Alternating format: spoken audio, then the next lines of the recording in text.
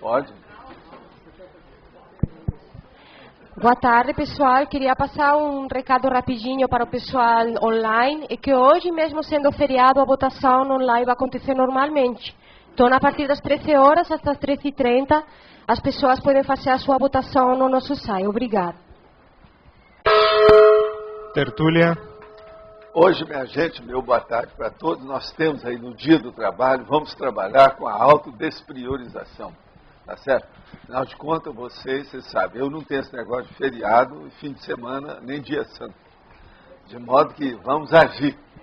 Isso está dentro da autodiscernimentologia. A gente não sabe se a gente tem um pouco de discernimento, mas pelo menos a gente procura.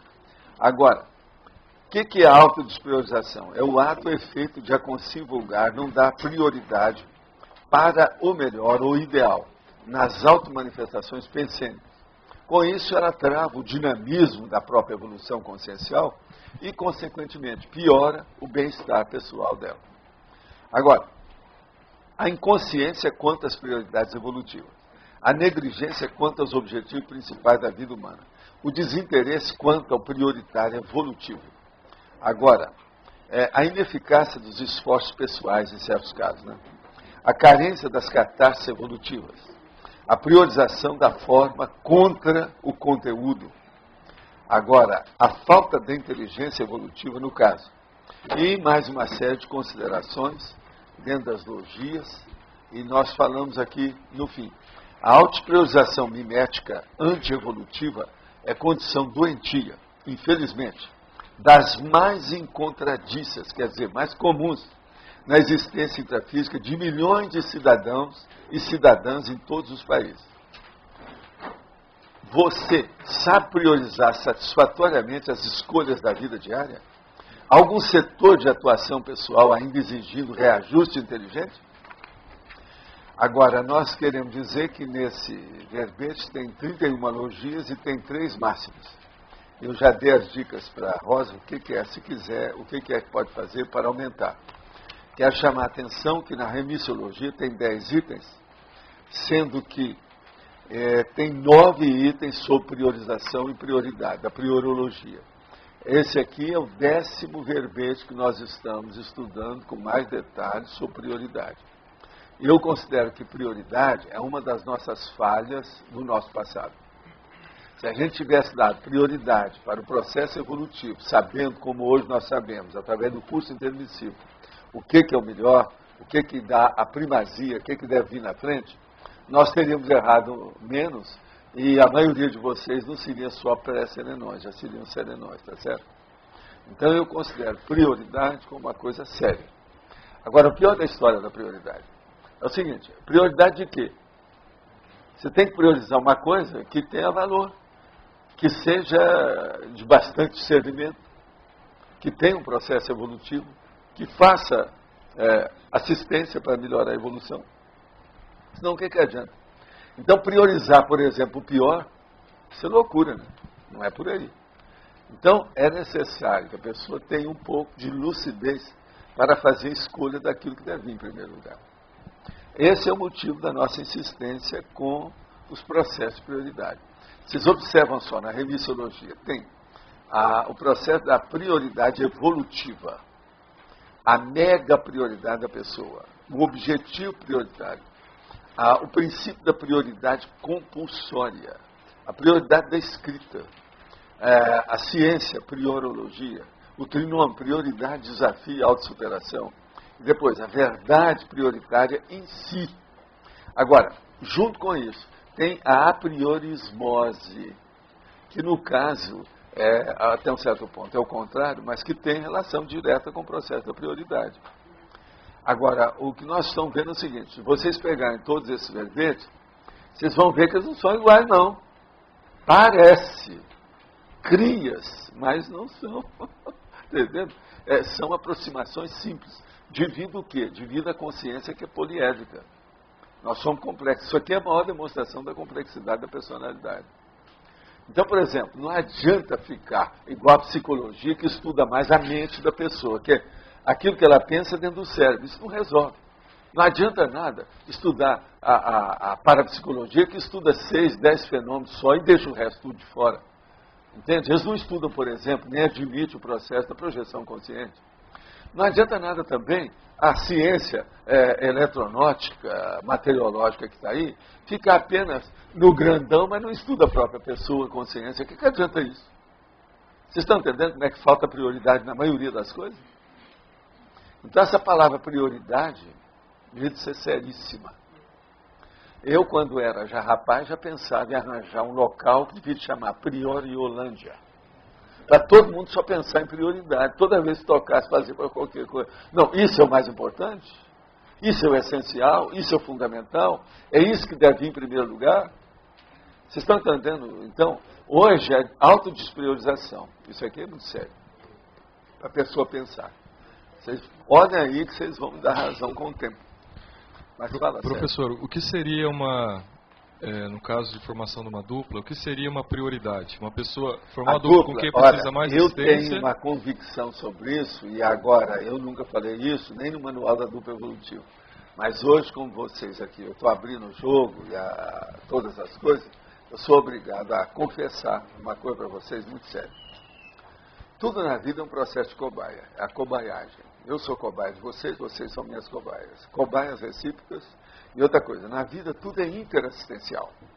Então, na hora que eu falo o processo e criamos essa expressão e a técnica da dupla evolutiva, que é diferente do matrimônio, do casamento, nós vamos ver uma coisa. Manual da dupla evolutiva. Dupla evolutiva. Então, vai juntar duas consciências que uma vai ajudar a outra a evoluir. Então, veja, essa ajuda significa assistência. Agora, você tem que colocar na sua cabeça sempre o seguinte: eu estou evoluindo, as outras pessoas também. Se eu tenho que fazer mais processo de evolução, eu tenho que procurar uma pessoa que eu possa ajudar. Eu não vou casar com uma pessoa que vai me ajudar. Eu quero, em primeiro lugar, dentro da prioridade, a prioridade, eu vou escolher uma pessoa que eu possa ajudar. Todo mundo com quem eu tive relacionamento nessa vida, até comercial, essa coisa toda, foi tudo para ajudar. Eu olho tudo assistência. Agora, uno observa. Veja a minha vida atual. Veja como é que ela foi. Olha a mulher que eu me enviei dela. Olha o Chico Xavier, o meu trabalho que eu fiz. O que é que foi? Olha só, tudo assistência. Então, o problema de dupla evolutiva, para mim, antes de mais nada, é um processo assistencial. Agora, assistencial de interassistencialidade. Um está ajudando o outro. É evolução. Se nós olharmos isso, nós vamos começar a entender o que é a autopriorização. Esse de hoje aqui é a autodespriorização. Que é o outro ângulo da história, mas para mostrar os vários ângulos, para a pessoa ver a complexidade dela mesma. Agora, é essa complexidade que não deixou a gente evoluir antes. Nós não nos tornamos seres anões porque nós somos complexos, nós somos complicadinhos. E todo mundo é assim. A evolução é isso. Esse negócio de princípio consciencial não foi criado para a simplificação. Evolução é a complexificação, não é a simplificação. Senhor, mas existe um limite? Quer dizer, até quando a assistência é válida? Ela é válida até o ponto que a pessoa topa. A hora que ela não topa mais, você não pode ser cúmplice das coisas que estão erradas, que você já viu. Se você já viu aquilo que está mais evoluído, foi o que aconteceu, por exemplo, eu com o movimento espírita, eu com o Chico Xavier, eu com as coisas do espiritismo.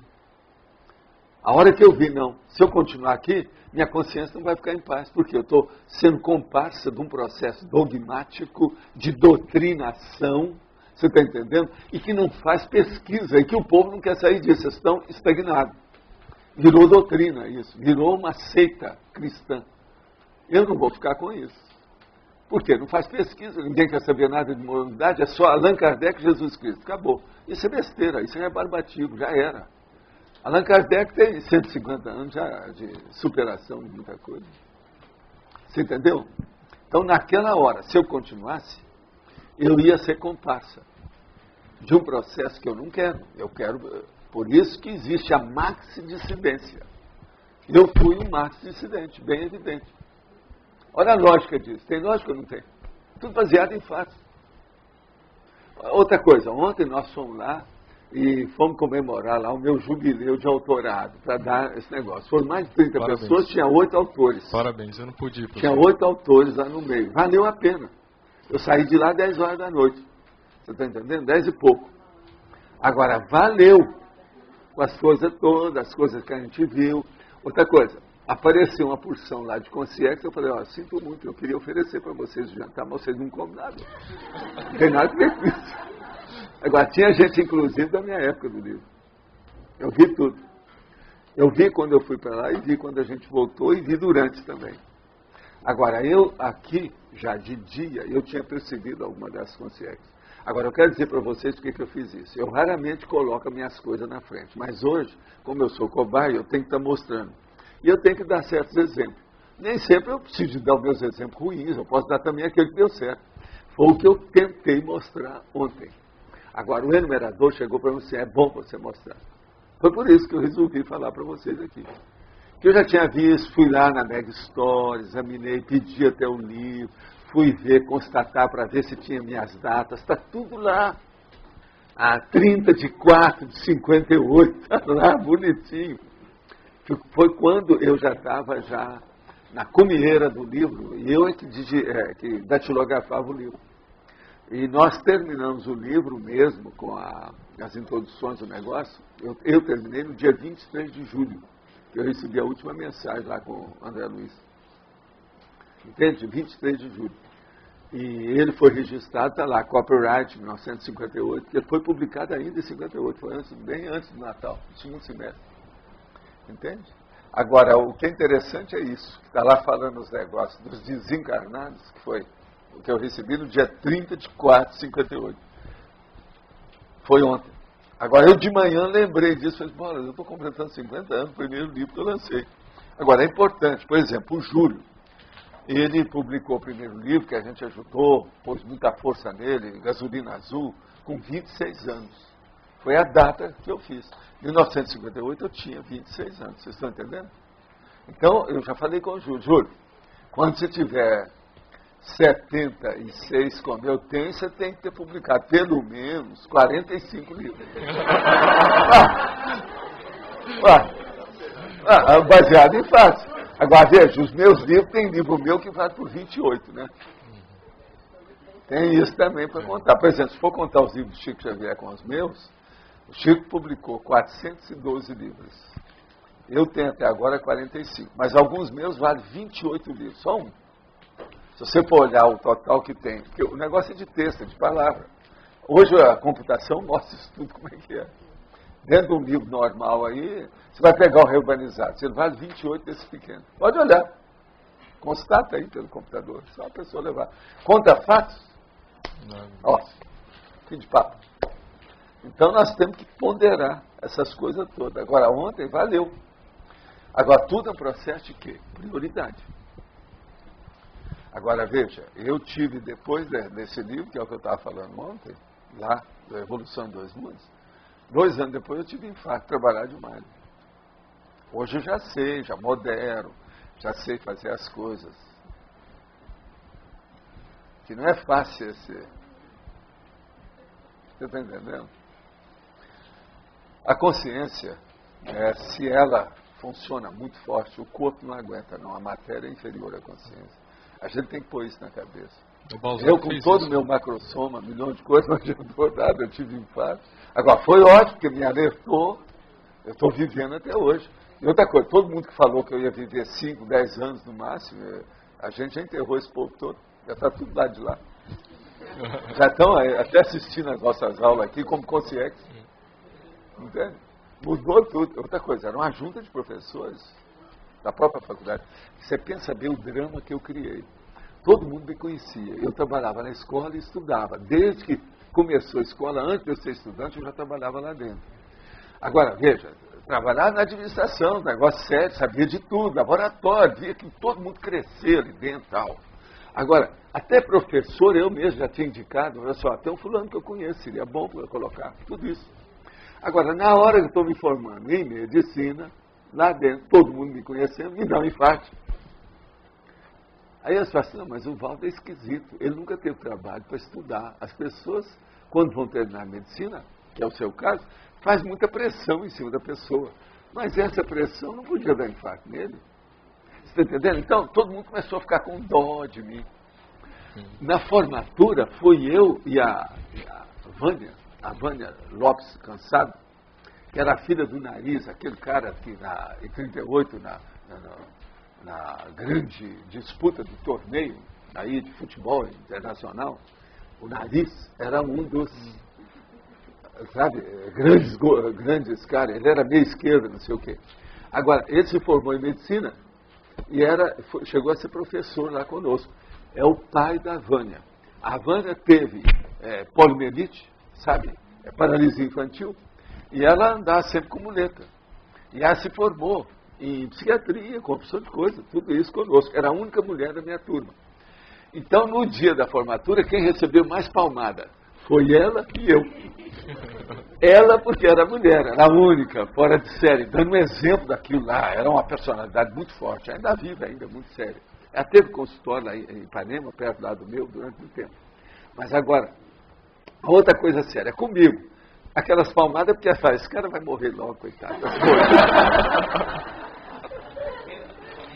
Agora, você há de ver eu fazer essas piadas todas com o povo tudo lá.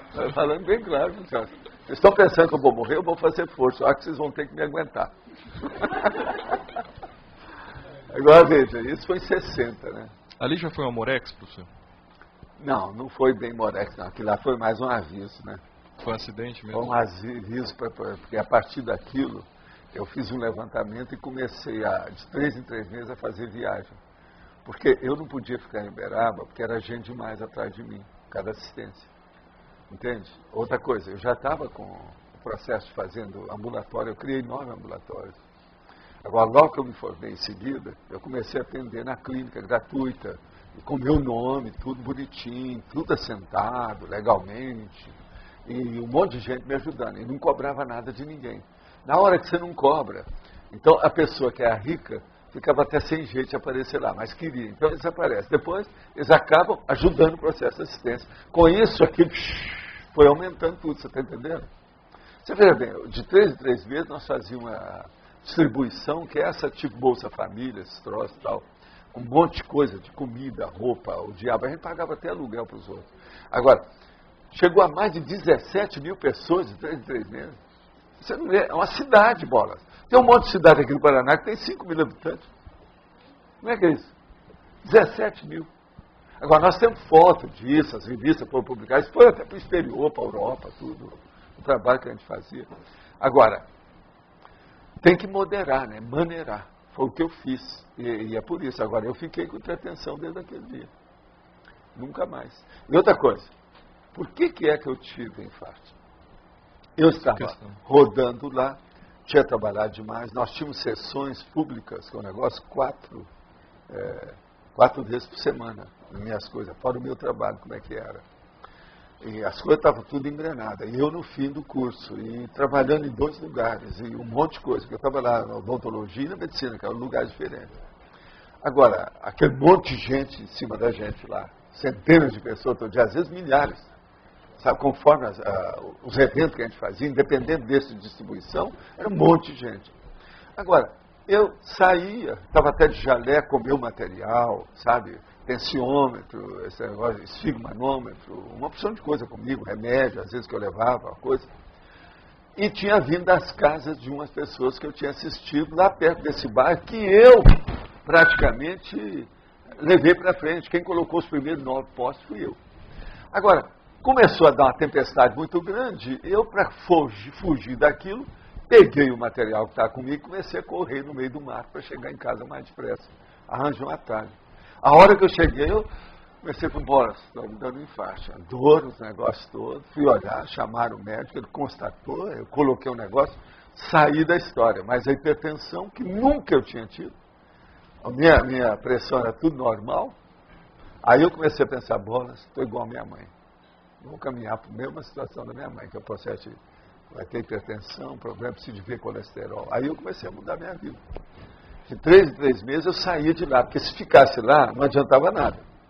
Então a gente ia para São Paulo, para o Rio, fazia pesquisa, estudava, recebia psicografia.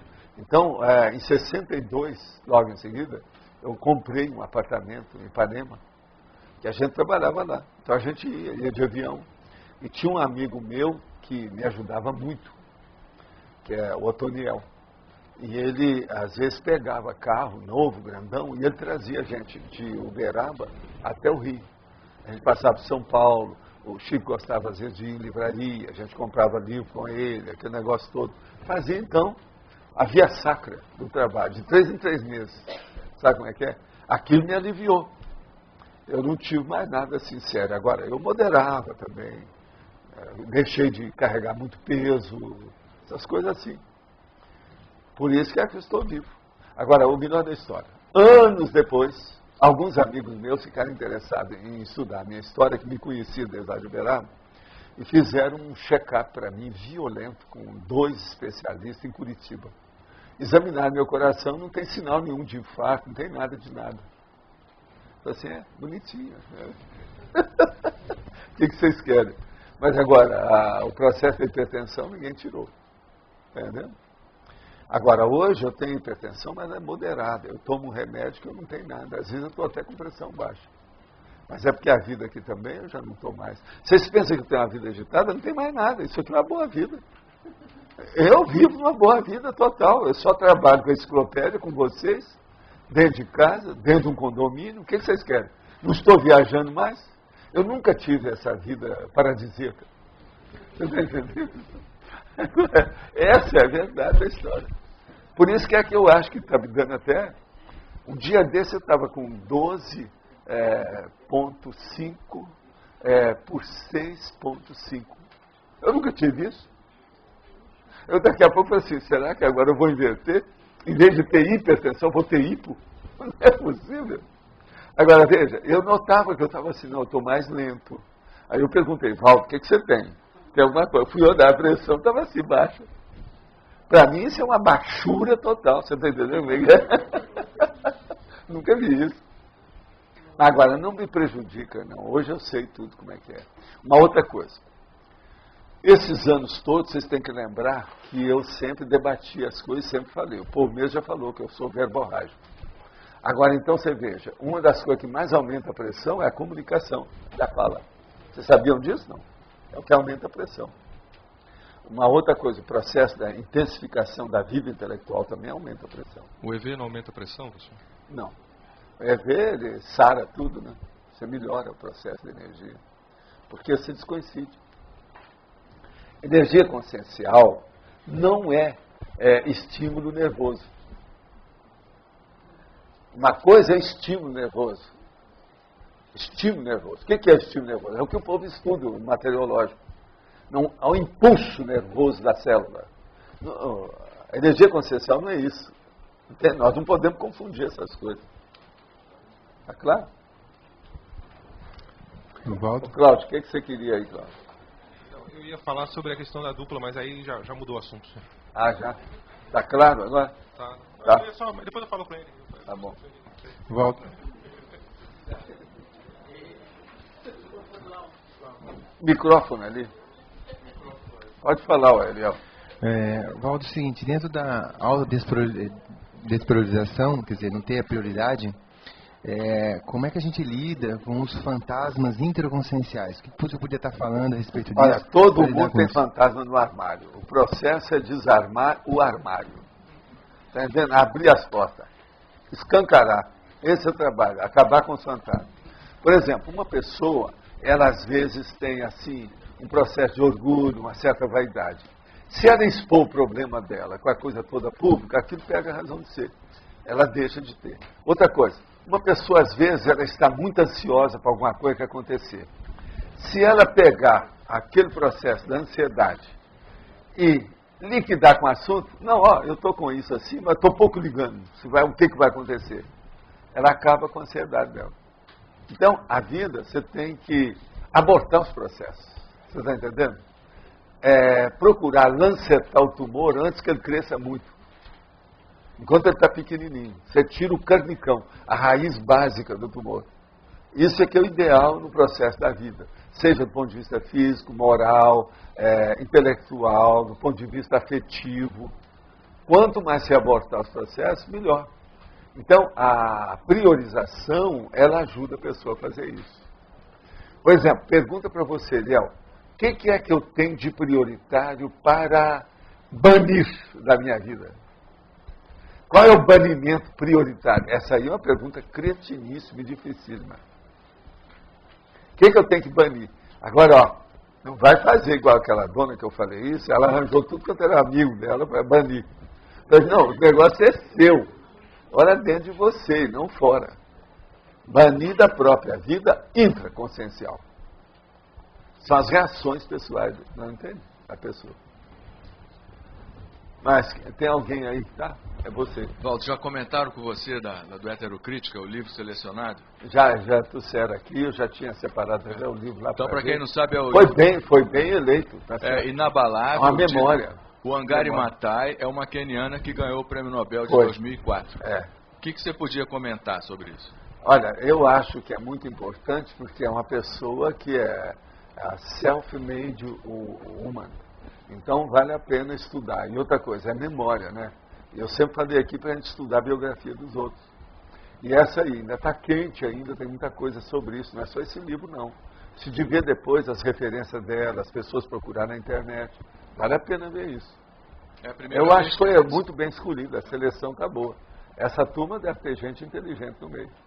Tem uns 50, né? Tem uns 50, né? É a primeira vez no Heterocrítica que sai um livro de biografia. Pois é, isso é bom, eu gostei muito. Agora, a biografia dela também é fora de série, né? Ela me faz lembrar muito a Helen Keller. Helen Keller, lembra? É um negócio sério. Vale a pena. Tem mulheres, gente, que são fora de série. Quem me perdoa os homens? Professor. Mas as mulheres são fora de série. Tem mulheres fora de série. Professor. Por incrível que pareça. Não, isso eu tenho que falar por causa dos homens. Né? Agora, eu posso falar o contrário. Por incrível que pareça, me perdoa as mulheres, mas tem homens fora de série, homens geniais. É tanto que são chamados de gênios. Né? É isso. Fiz as pazes, reconciliei a tropa, entende? Então, o Exército está em paz junto com a Aeronáutica e a Marinha, tá certo? Gente, eu vou aproveitar só uns minutinhos aqui para responder umas coisinhas. Gostaria de saber a respeito do chakra Kundalini, seu potencial energético, sua função e qual a melhor forma de desenvolver. Relação com a sexualidade, como funciona a sexualidade cosmoética. Olha, isso aqui você está mexendo com o processo que o Freud, no século passado, andou trabalhando de tudo quanto é jeito, sem falar em Kundalini. Mas então, veja bem, como o problema de sexo é uma coisa séria na vida das pessoas. Agora, o que é a Kundalini? A Kundalini nada mais é do que o chakra, no caso, sexual. Então, isso é importante. Mas, há milênios eles estudam esse processo de Kundalini no Oriente, com essa coisa toda, mas eles não falam na pré-Kundalini. Quem criou essa palavra pré-Kundalini foi até eu, para examinar esse negócio. Outra coisa, trabalha com sexo, trabalha com Kundalini, faz esse negócio todo, mas eles também não estudam o desacerto. Então, essas duas coisas eu acho importantíssimo a gente falar, junto com uma terceira, que é a paragenética. Então, junto com a Kundalini, a pessoa seria bom estudar, isso que eu recomendo aí para o nosso amigo aí que perguntou, a pré-Kundalini, que é que nós falamos, tem nos meus livros que eu explico isso. E o problema, por exemplo, da evolução em si, com o processo da sexualidade, e o que é que deriva disso, o que vem junto, principalmente, com o processo da desassedialidade. Porque sexo é um negócio que faz muita coisa pirar. Uma das coisas que mais piram os outros é o problema do sexo.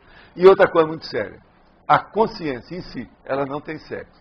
Sexo é um processo para a evolução do homem, da vida humana, o processo da reprodução, o problema da perpetuação da espécie. Mas agora, a consciência em si, ela não tem sexo.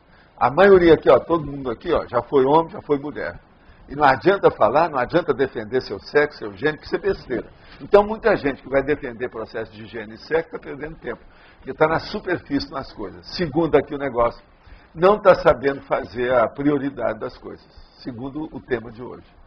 De modo que o problema da sexualidade tem relação com o processo moral, com o processo ético. Você veja bem o problema dos prostitutos e das prostitutas que tem por aí afora, e o que é que isso não acarreta de tudo quanto é jeito. Ainda agora, recentemente, aquele caso daquele homem que conservou a filha durante anos e anos e teve 7 filhos com ela. Vocês querem coisa pior do que isso? Outra coisa de sexo muito sério, o ciúme, por exemplo, que deve ter acometido aí nesse casal que eles estão sendo acusados aí de ter matado uma filha. Eu não sei se eles mataram, se isso é real. Ontem ainda ouvi ainda o advogado defendendo que, com todos esses detalhes da polícia técnica, o Brasil nunca teve uma polícia técnica tão grande, nunca teve também um instituto tão avançado de médico legal e um instituto de criminalística tão sério como hoje. No entanto, está lá o advogado falando, tem uma porção de lacuna dos processos que fizeram, milhões de coisas. Então, veja, isso tudo é um processo sexual aí. Se foi o problema do casal, deve ter culpa do processo da madrasta, que não é uma boa drasta. Então, eles estão chamando que é uma madrasta. Mas, às vezes, não é. É preciso examinar isso com calma. Agora, veja, a imprensa, as pessoas, as instituições, tudo já acusaram. E o próprio advogado estava falando que a própria polícia estava insinuando, desde o início, que o casal é que era o culpado. Então, eles estão com apriorismo. A priorismose é uma das coisas que a gente mais combate por aí. Nós não podemos ter apriorismo para fazer uma pesquisa. Como é que nós ficamos com isso? A priorismose, vocês olham na Revisiologia, que é o número 01, é da parapatologia, isso é nosográfico. Está aí no nosso verbete hoje. Então, nós vamos examinar nessa questão, então, na questão, por exemplo, na questão de madrasta, o povo deve estar pensando que é o seguinte, quando tem uma madrasta e tem uma filha, que é filha de outra mãe, quase sempre a madrasta vai ter problema, que é o processo do ciúme. Tem gente que tem ciúme da mosca que chega para pousar no nariz do marido. Quer dizer, essas coisas todas existem e isso é processo sexual. Então, os hormônios movimentam demais o problema. Vocês olham na questão sexual e a questão da Kundalini hoje, como é importante esse problema, por exemplo, aí da ficação, ficar com. Quanta menina aí que não sabe nada de sexo vai ficar com o cara, deita com ele, arranja gravidez, cria um problema, um negócio que ninguém está esperando. Esses condomínios estão cheios de gente lá no Rio, eu estudei muitos casos e acompanhei com o negócio. Aborto é condenado, milhões de coisas estão por aí. Como é que fica isso? Então vocês vejam o problema de sexo como é sério. Agora, na questão de Kundalini, o que é que eu peço para a pessoa sempre quando ela quer estudar isso? É examinar, dentro do seu processo, do estado vibracional, se há algum problema que mexa com o umbilico chakra. Do umbilico chakra com o processo de sexo chakra, a coisa estão tudo junto. Se tem algum boi na linha, tem alguma coisa, tem goteira no assunto. É bom, então, a pessoa pensar bem, quando ela mexer no estado vibracional, que o negócio está mexendo nos Países Baixos. Países Baixos é um problema aí no caso. Tá certo? Na fatologia, na sexta linha de cima para baixo, ineficácia dos esforços pessoais. Porque, apesar dos grandes esforços, suar sangue, igual o professor diz, a pessoa ainda assim não consegue o que pretendia. Faltou ainda alguma experiência, habilidade, ou aquilo não era para a pessoa no atual nível evolutivo dela. Olha, o problema é todo o seguinte, há esforços que a pessoa faz, mas ela dispersa os esforços.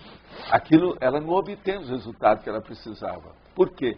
Faltou prioridade, faltou disciplina, faltou organização. Uma pessoa que faz muito esforço não quer dizer que ela esteja correta.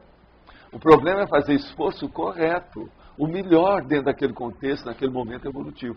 Então, é muito importante ver qual a qualidade dos meus esforços. Eu estou correto? Tudo na vida tem técnica. Olha o meu dedão no nariz da pessoa que perguntou. Olha aqui, ó. O dedão aqui. Tudo na vida tem técnica. Você já examinou a técnica daquilo que você está fazendo, que pode estar criando problema para você, dos seus esforços? Até o sexo que eu falei aqui hoje, tem técnica para o sexo. Tudo quanto é jeito, tudo quanto é tipo de sexo, qualquer coisa tem técnica. Para comer, tem técnica. Para pensar, tem técnica. Para pensionizar, nós vivemos falando aqui sobre a retilinearidade do pensamento. Só eu uso aqui, nos verbetes que eu trago para vocês, mais ou menos mais de 300 técnicas. A maioria delas não tem na internet. Por exemplo, a técnica da Invex. Como é que é isso? É um negócio sério para se pensar.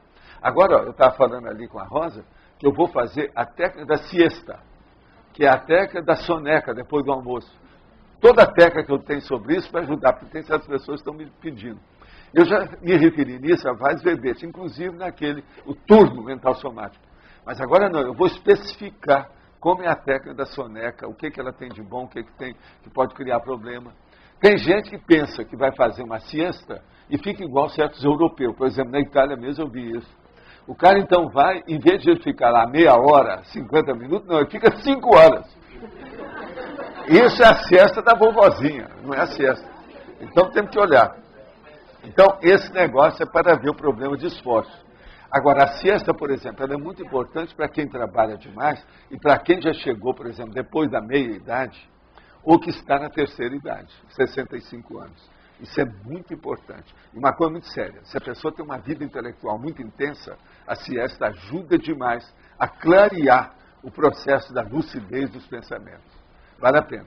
Eu sempre que posso, vocês sabem, lá no Tour Mental Somático, vocês vão ver que tem o meu problema de siesta.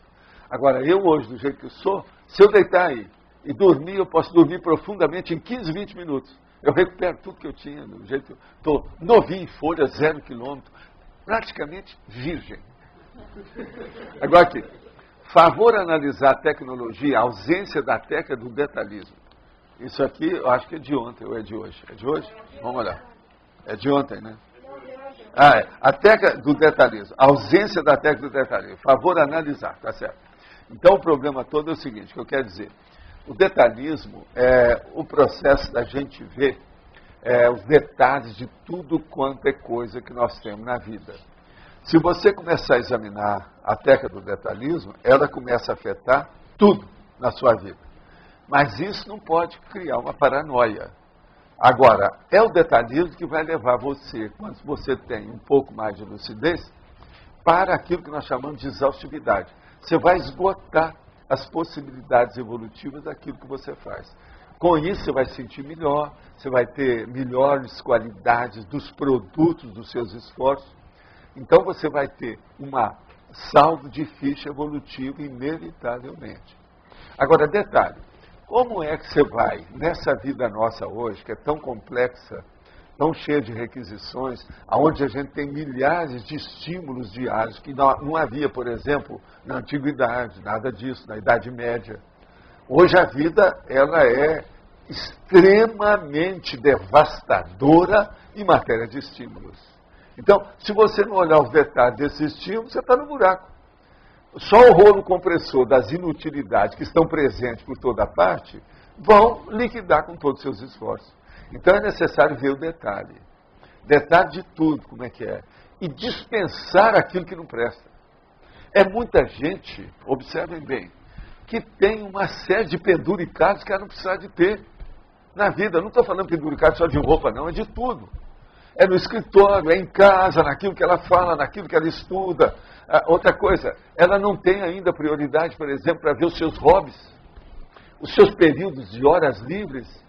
Ela vai ao clube, só arranja besteira de alguma coisa, ou vai beber, ou acaba com ela. Isso é besteira. O detalhe, por exemplo, de conservar a própria saúde, tem muita coisa nesse sentido. Então, o problema de detalhismo, ele tem que afetar isso tudo. Agora, nós que estamos estudando a consciência, precisamos de ver isso tudo do ponto de vista intelectual, levando tudo para o mental soma, cosmoética, prioridade e evolução. Não tem outro jeito. Você sabe como é a sua aparência quando projetada? Existe uma aparência predominante? Olha, eu quero dizer para esse meu amigo que eu sei quando eu me projeto. Eu até explico isso lá no Projeções da Consciência, que é o livro que eu falei sobre o negócio de pijama. Você encontra muitos pijamudos fora do corpo. Mas eu não. Eu tenho consciência. Quando eu tenho lucidez fora do corpo, eu sei como eu quero. E eu sei transfigurar o psicossoma. Eu já expliquei isso, como é que é. De modo que, outra coisa, quando aparece muito uma pessoa que parece muito comigo, assim, ele é mais bonito. Ele tem um pouco de cabelo, etc. Eu sou um cara feio perante ele. Agora, ele é bem arrumadinho, mas ele se parece comigo. Então o povo confunde essa consciência que é um amparador comigo. Ele me ajuda demais. Ele é meu amigo, muito tempo.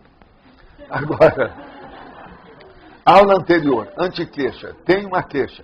A de não poder assistir essas maravilhosas aulas, conversa fiada. Aulas de tertúlia, ao vivo aí, com todo sentido, é o campo energético, mas me contento com um monitor de 19 polegadas.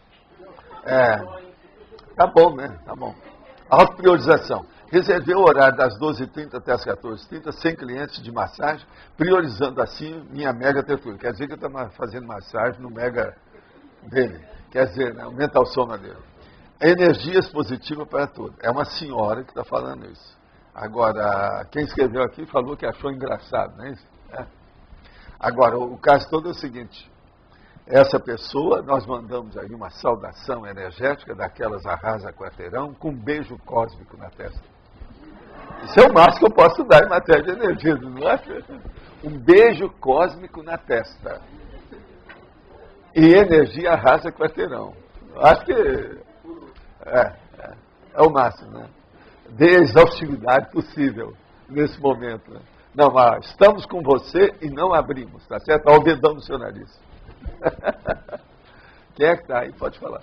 Sr. Valdo, minha pergunta está baseada na fatologia. Penúltima frase. O fato de existir sempre a melhor técnica para o desempenho pessoal. É, que eu acabei de falar, né? Eu quero entender o seguinte. Às vezes eu tenho um planejamento, eu ajo, e eu só visualizo algum aspecto que eu deveria ter considerado antes de agir, depois do que eu faço. Nem sempre isso acontece, mas às vezes ocorre. Falta reflexão. Isso eu quero saber como é que eu corrijo. É só falta reflexão? Reflexão, você tem que refletir antes. Lembre-se, olha aqui. Primeira a pessoa pensa. Segunda ela fala. Terceira ela age. Não coloca ação antes de pensar, nem antes de falar. O falar aí no caso, quando é que aquilo funciona mais? É na hora que a pessoa tem dúvida. Então ela arranja uma interlocução. Vai falar com quem entende. Faça uma consulta. Entendeu? Então, ó, são três condições diferentes e uma depois da outra. É que eu tenho notado a falha mesmo, eu já notei esse processo, refleti, escrevo muito e tal. Mas ainda noto que às vezes eu visualizo, tenho a visão de conjunto só depois que eu agi. Está faltando alguma coisa que eu não estou pescando o que é, entende? Então a primeira coisa é o seguinte. Vê da última vez como é que você teve a visão de conjunto depois que passou. O que determinou isso? Tem um fator desencadeante que está... É esse que você tem que... Esse está bloqueado. Você tem que identificar e fazer com que ele funcione antes de você agir. Agora, veja pelo seu exemplo. Não adianta estudar fora, é você. Olha a última vez o que aconteceu. Por que aconteceu? Isso você só viu depois. Às vezes pode ser aquilo que eu falei, um detalhe, tá? Um detalhe à toa. Você não está levando em consideração. A primeira coisa que eu geralmente recomendo num caso desse, que às vezes dá certo, eu não estou dizendo que é o seu caso, mas para você examinar. Antes disso, você olha se o fator desencadeante não é um processo interassistencial que está faltando. Pensa no outro. Pensa no terceiro. Às vezes é importante. Você está vendo, né? Tem lógica nisso, não tem? Pois é. É o processo aí racional. Aqui, ó. Quando eu estava chegando, eu ouvi o senhor falar sobre não cobrar e que aí as pessoas ricas acabavam doando. Eu gostaria de entender isso um pouco, pode repetir? Lembra? Porque eu não cobrava nada de ninguém. Presta atenção, a minha intenção era essa, sempre foi. Eu aprendi isso com meu pai, desde que eu tinha vindo de Monte Carmelo para ir para Uberaba. Agora, o que é que se passa? Devido a eu não cobrar nada para ninguém, vinha aqueles que eram bem abonados, de São Paulo, gente do interior, fazendeiro, aquele negócio todo, que eram do movimento espírita, está entendendo? E queria, como eu não recebia, não tinha honorário para eles pagarem, não tinha nada, o cara ficava frustrado. Então o que eu falava? Não, ajuda a instituição. Aí eles vinham e ajudavam a instituição, você está entendendo? Com isso, nós fomos aumentando. Agora, tem casos, né, assim, esporádicos, difíceis, né? Me deram piano, Vemaguete, a primeira que foi construída no Brasil, o processo do homem lá que entrou com 26 reses, leitões de tudo quanto é jeito, pequeno, grande, magro, pintado. Você está entendendo? Né? Essas coisas todas, eles levavam, que isso aí do interior é muito comum. Entende? O cara tem muito daquilo, ele quer ajudar. Não, já que você está ajudando, está aí. Então, eu sempre canalizava aquilo. Agora, quando a pessoa queria ajudar e que tinha dinheiro, por exemplo, ela é de São Paulo, então eu falava assim, ó, seria bom você comprar para mim leite em pó, que a minha meninada está precisando muito disso.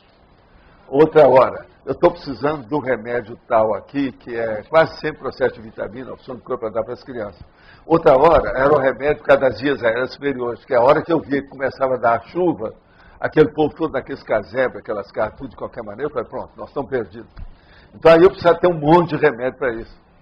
Inclusive, na ocasião, a gente usava muito os antitussígenos, aquele negócio todo. Então, a pessoa trazia uma farmácia daquilo para mim. Isso ajudava demais. Eu nunca queria nada para mim. Eu falei assim, para mim eu tenho tudo. Eu não preciso de nada. O problema é aqui, o povo precisa. E a instituição também precisa. Com isso, aquilo ampliava. Entende? Agora, de vez em quando, faltava recurso, a gente tinha que entrar na história, dar um jeito. A minha farmácia tinha que estar sempre em dia. E outra coisa, eu tinha um serviço meteorológico particular, meu, né? Para ver quando é que o tempo ia mudar, aquelas coisas todas, porque já sabia que no outro dia, aquela meninada com problema, fora a cachorrada e os gatos. Então era um problemão. Tinha que estar atendendo. Você está entendendo? É esse que é o processo. Agora, a assistência, desde que você faz, que a intenção é boa, há uma opção de coisa que vem para você. Há um afluxo de benefício, de assistência.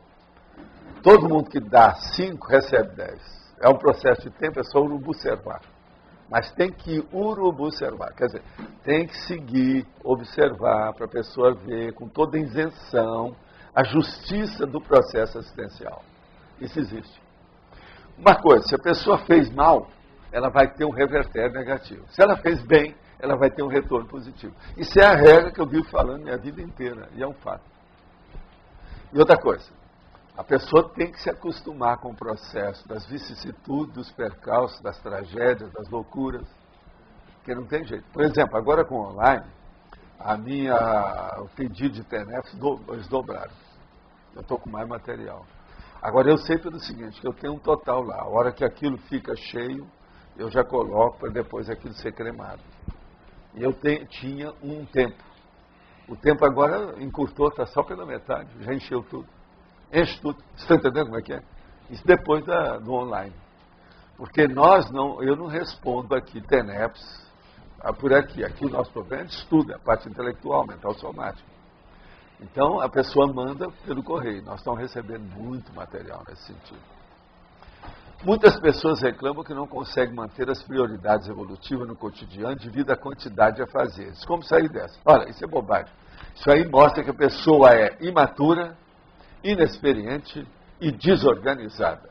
Ela precisa ter mais disciplina. Organize-se e você vai melhorar. Organize-se. Eu tenho até uma listagem que foi feita por um cara anônimo, que depois eu também trabalhei aquilo, dei até em cursos meus, que chama Organize-se, para a pessoa ver as pequenas coisas. Você chegou numa sala, acendeu a luz, apague depois, quando você sair.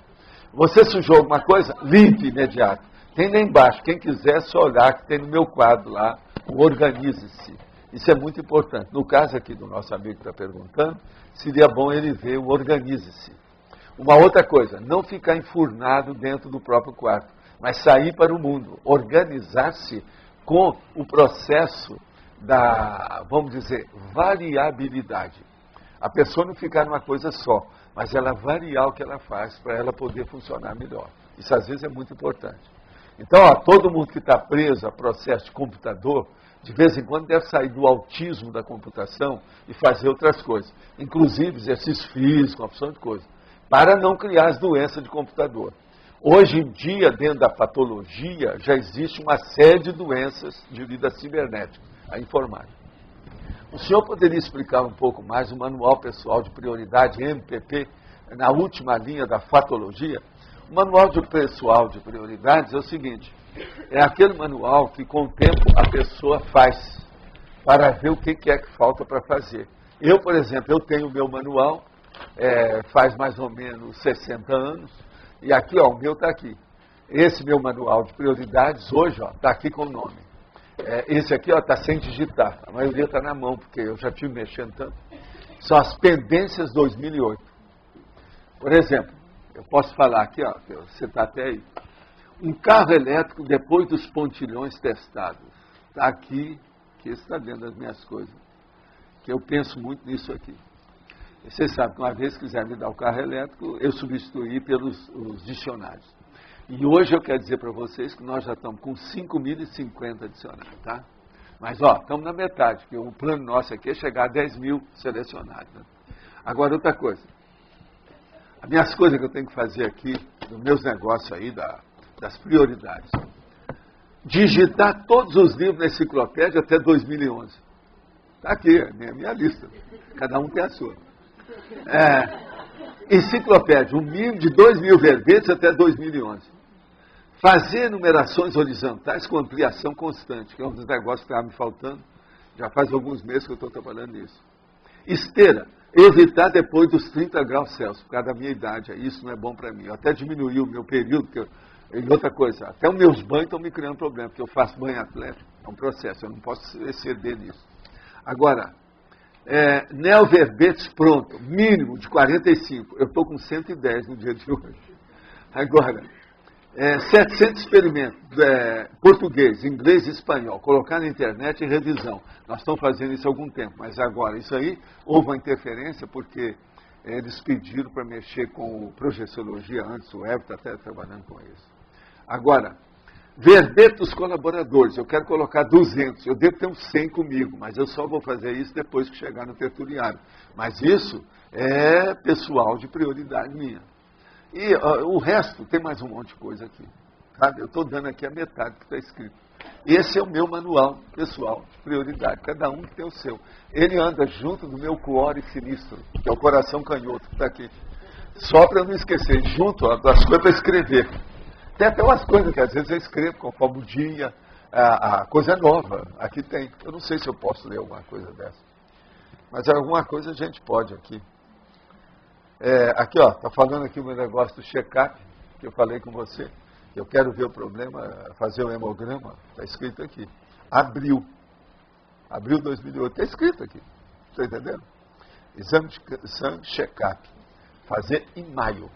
Está escrito aqui. Então, por aí vocês vejam, eu olho tudo. Uma outra coisa, tertuliário 2008. Eu já escrevi isso já faz algum tempo, está escrito aqui também. Agora, mega complexo cultural holoteca, que a gente está trabalhando no negócio, tem uma opção de coisa andando. Vila Consciência, também está. Isso tudo é meu manual, prioridade. Cada um tem o seu. Qualquer hora eu vou olhar o bolso, não precisa ver no seu bolso o que tem. Para ver se vocês estão seguindo isso correto. Eu acho que com isso eu respondi lá o nosso amigo que perguntou. Tá certo? Professor, pode falar. Gostaria que falasse um pouco na patologia, na quinta linha, a carência das catarses evolutivas. Poderia dar exemplo? Deixa eu ver onde é que está isso. Na quinta linha. A carência das catarses evolutivas. Sim, o que você quer saber? Queria entender um pouco mais. Você sabe o que é catarse direitinho, sabe? É a hora que a pessoa fica sabendo alguma coisa que ela faz uma reciclagem no tapa. É como se fosse uma cirurgia moral, cosmoética, intraconsciencial nela. Isso é que é a catarse, tá certo? Agora, tem muita gente que está precisando de fazer catarse e que não enfrenta. São as pessoas que não abrem o jogo, que não abrem o peito, que não faz a autoconfrontação. Quer dizer, a confrontação consigo mesmo. Essas catarses mais sérias, essa da carência, é da própria pessoa, intimamente. Então, ela tem que dar um jeito de renovar isso. O que é que falta para você enfrentar você mesmo? Uma boa coisa é fazer os cursos da conscienciometria aí. Eu participo do Recife. Pois é, esse aí é por aí que a pessoa vai chegar lá. Agora, tem que acabar com essa carência das catarses. Entende? Nós todos aqui estamos caminhando para isso, mas tem pouca gente que ainda já está vivendo sem carência de catarse, né? A maioria ainda tem alguma coisa. Falta um polimentozinho, entende? Alguma coisa está faltando. Professor, na oitava linha, retrosinapses. Como abortar algumas sinapses patológicas? Você já vê que está anacrônico, não condiz mais. A pessoa tem que ver aquilo que ela já veio com as ideias inatas. Desde a infância, por exemplo, você às vezes criou alguma ideia com você e você não mudou aquilo. É o chamado mito, é o folclore, é a simpatia que a pessoa arranja por alguma coisa, mania pessoal. Isso tem que acabar, né? Isso cria verdadeiras síndromes dentro do processo psiquiátrico. Então a pessoa tem que eliminar esse problema. Essas que são as retrosinapses. São sinapses do passado que a gente tem que anular. Deixar aquilo dormente, arranjar as neossinapses. E o ideal, arranjar neo-para-sinapses, quer dizer, de parapsiquismo. Com o estado vibracional, a pessoa chega nisso. Ela vê tudo isso. Essa é a solução, o estado vibracional. E está avaliando os pensenes periodicamente para identificar. Uma outra coisa, eu queria perguntar, o Geraldo está por aqui? Aqui, ó, a Beth é a segunda na sua frente. Eu quero te apresentar a Beth, lá o Geraldo. Ele precisa falar umas coisas com você, que ele quer estudar mais um ano de vida técnica. E você hoje é o meu ponto de referência. Ela é o meu ano, mais um ano de vida. Dá um banho de loja nele, que não, entende? Vai ser bom. E eu não te conhecia bem, você não conhece ele também, né? Então é bom vocês se entenderem. É duro, né, a gente apresentar um pouco que já teve tanta experiência do passado, mas que não tem retrocognição. Todo dia a gente tem que fazer retrocognição. É um problema isso aí. Outra coisa, estão sentados aí, ó, com uma pessoa no meio só. Veja, está tudo junto. Isso é a vida. Você está vendo como é que vocês são? O que nós vamos fazer? A vida é assim. Mas fala. Professor, eu gostaria que o senhor falasse um pouco sobre o choque entre as prioridades familiares e as prioridades evolutivas. O problema todo é o seguinte, familiar, prioridade familiar. Isso está acima, em primeiro lugar, e prioritário em relação às outras prioridades. Por quê? Na família você tem um débito, você tem uma dívida que você tem que assentar, ou pelo menos se harmonizar com essa turma. Se tem alguma coisa que não está harmonizada, tem que procurar primeiro harmonizar, senão está danado. Até chegar um ponto que você libera tudo. Chega num ponto que você dá os suplementos, os pós-fácios, o algo mais. Você dá o upgrade para o processo da família, porque tudo que tinha que fazer você já fez. Na minha idade, por exemplo, vocês viram, vieram meus parentes aí, de uma hora para outra. Tudo que tinha já está feito.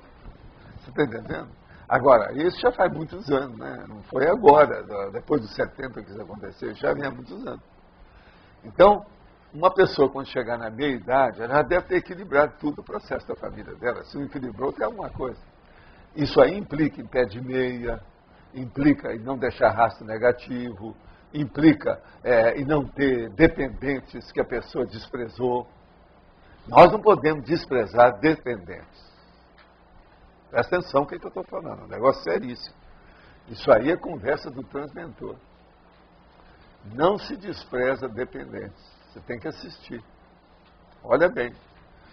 Hoje está com a mania aqui da turma da gatologia, né? Então arranja gato. Não pode desprezar o gato que você admitiu. Afinal de contas, isso é uma adoção igual a gente. É um princípio consciencial igual aos outros. Então como é que você faz com os gatinhos? Olha o dedão no nariz. É vendo? Qualquer coisa você apela para a Laura, né? Toma que o filho é teu. É isso?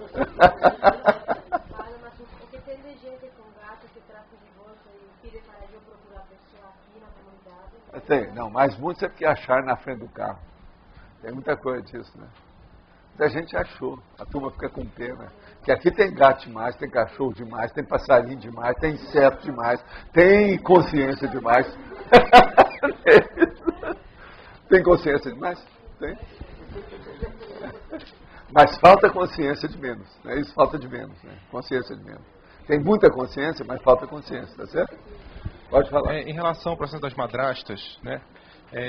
Que é esse tema aí, qual é a relação multidimensional que a gente pode fazer das madrastas? Eu tenho madrasta em cima e madrasta do lado, né? Porque eu, no caso, tenho uma filha, mas não tenho a dupla, né? Eu acho que o processo aí de haver tanto divórcio hoje, o povo casar 10 vezes, tipo Elizabeth Taylor, isso cria um problema terrível, né, para todo mundo, né? Então, cada um deve minimizar aquilo que tem para não aumentar a interprisão grupo kármica. Abençoar todo mundo, ver o que quer que faz. Agora, nunca espere que aquelas pessoas do terceiro, do quarto, 10º escalão vão entender aquilo que você faz. Para você tem que estar bem com os amparadores e com a sua consciência. Se isso acontece, não tem mais nada. O processo todo é ver isso. Agora, outras pessoas estão lá à distância, como é que elas vão entender você? É muito difícil. Tem dificuldade com isso. Entende? Então tem muita gente mal entendido, mal informado. Não tem jeito. Desinformação, ela existe. Olha os processos da internet que a gente vê, cada bobagem enorme. Criam umas coisas que falam que eu nem... Aquele assunto eu nem sei o que é. Eu ignoro totalmente, não sei, sou burro. Como é que a pessoa vê a reformulação da família? Quer dizer, nós estamos vivendo uma nova civilização. A família nuclear, a pessoa tem que levar em consideração básica, devido àquilo que eu falo, que a base da dupla evolutiva é a passarela da intercompreensão. É daí que segue para o grupo, que segue para a coletividade, que segue para a população, que vem o problema da mega fraternidade. Então, é da multidinha que nós chegamos na multidão. Multidinha, por exemplo. Multidinha é a nossa. O que é a multidinha? É o micro-minoria minúscula que nós somos como participantes ou ex-alunos do curso intermissivo. É a multidinha. Isso não vai ser multidão tão cedo. O que é a multidinha? É o povo da conscienciologia. Porque não adianta querer massificar esse conhecimento, que é um pouquinho avançadinho para a época que nós vivemos. Então, essa multidinha, a menor delas, é a família nuclear. Mas eu falo, uma família nuclear que já tem 17 pessoas, já tem Consréu no meio. É muito difícil excluir Consréu disso. Então, veja, é a multidinha quente. Então, nós temos que, em primeiro lugar, cuidar da multidinha, para depois pensar na multidão. Mas pode falar. Sovaldo, aqui na fatologia, na quinta linha de baixo para cima, tem o falso utilitarismo. O falso utilitarismo, isso. Sim. Eu queria que o senhor comentasse, por favor. É aquela pessoa, por exemplo, uma moça que vai lá no shopping da Argentina, lá, e compra coisa. Não, mas eu não posso viver sem isso. Agora você vai olhar o que é. Esse é o falso utilitarismo. Então a pessoa acha que aquilo é de muita utilidade para ela e vai acumulando tudo em casa. O superconsumismo leva para essas coisas. Há muita coisa do falso utilitarismo dentro do superconsumismo. Está entendendo? Agora, você sabe, eu não preciso te falar os objetos que se compram e as coisas que tem, não é isso? Agora, a mulher, então, são especialistas nisso. Qualquer coisa é só você olhar as mulheres em torno e pergunta o que se passa. Entende? Agora, só de batão... de batão, é tanto bicho, aqui tudo é bicho. Agora veja, cadê o Fred, o Mário não estão aí, então a gente não pode falar. Qualquer coisa vocês vão a Morana. A Morana está cheia de energia, entende? Eu já estive lá algumas vezes, cheio de energia lá, os negócios dele. Ele é suave, tem umas coisas bonitas mesmo, tem umas troços bonitos. Agora o que é engraçado é você pega lá uma bijuteria dessa, que é tudo pedrinha, né, bobinha, seixo de rio. Agora, o que é que se faz? Metal de qualquer coisa.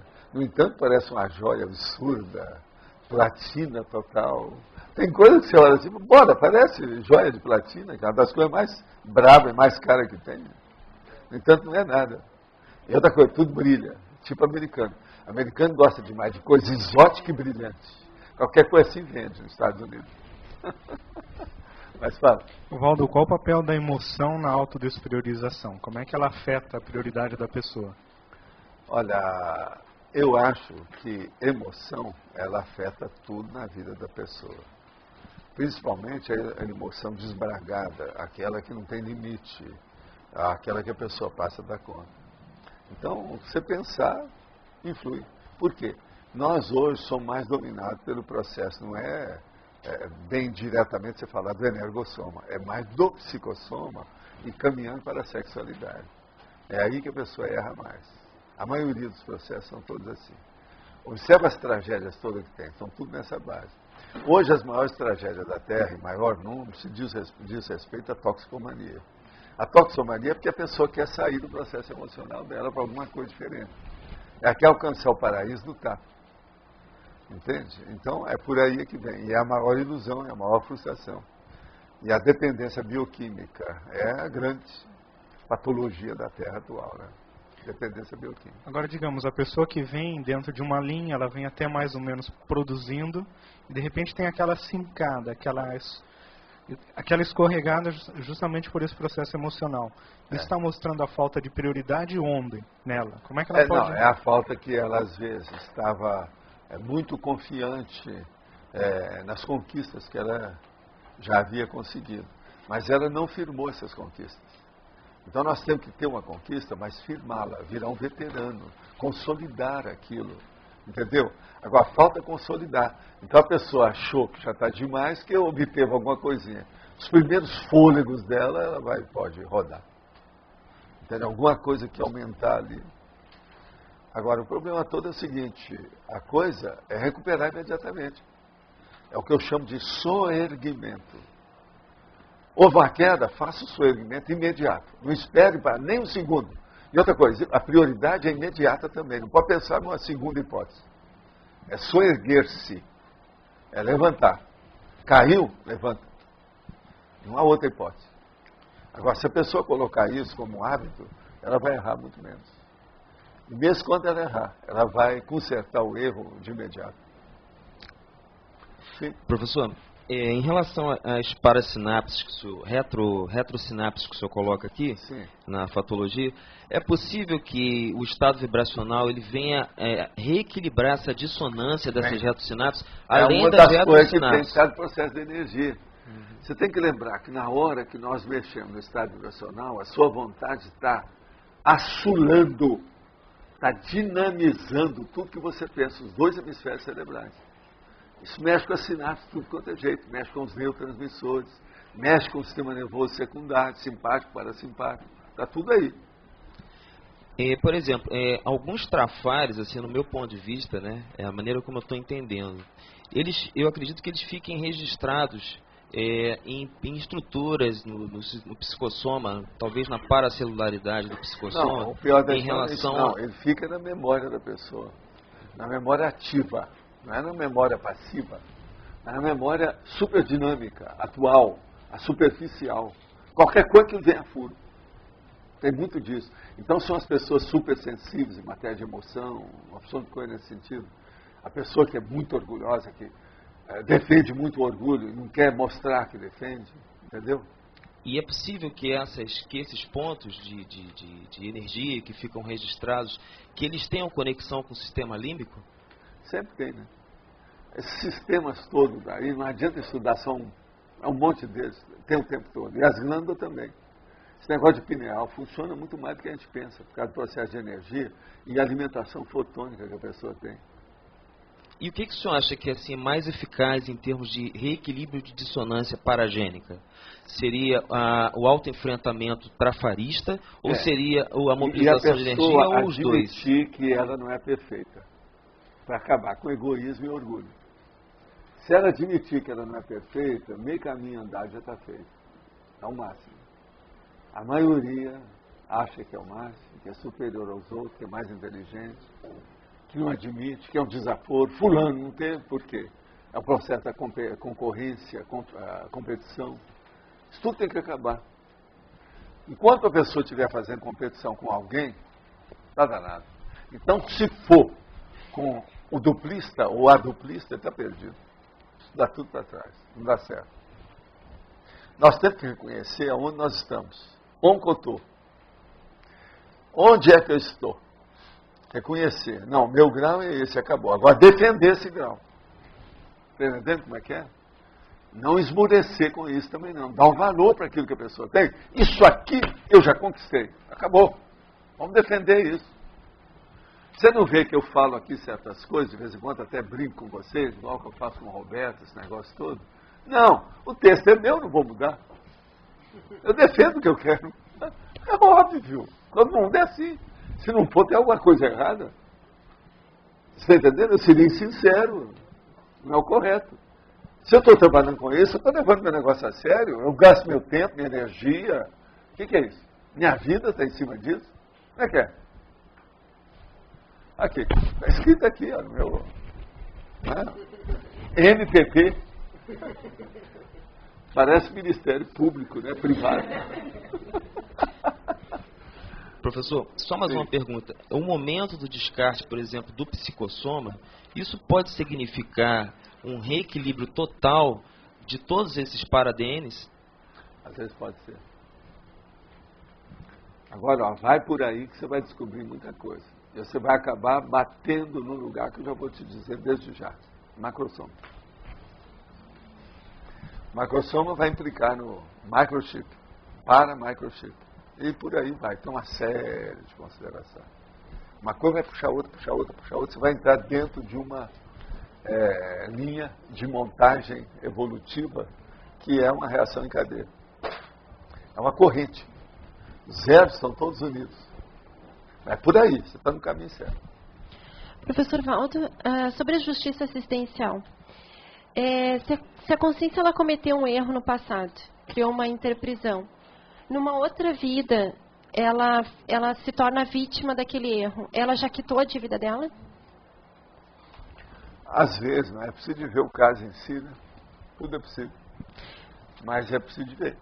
Porque às vezes não, ela está só continuando. Que ainda não limpou tudo. A expiação, então, não necessariamente ela ser vítima não quer dizer nada. Porque na fase da recomposição, da interprisão grupicária, tudo que a pessoa faz dá para trás para ela, mesmo melhor boa vontade. Então a expiação não é uma forma de quitar dívida? Expiação? É. A expiação quase sempre é. Mas quase sempre você tem que dividir uma coisa com outra. Sabe o que é que se passa? Uhum. Agora, a expiação mais braba que tem é o seguinte, é aquela que mexe com as outras pessoas em torno. Isso mostra que a recomposição ainda está sendo feita. Quando tem recuperação. Você sabe o que é que eu quero dizer com isso? Por exemplo, uma pessoa teve um acidente, entra em coma, está lá há muito tempo, alguém tem que cuidar, não tem? É expiação recíproca, para quem está cuidando, para quem está lá. Tá certo?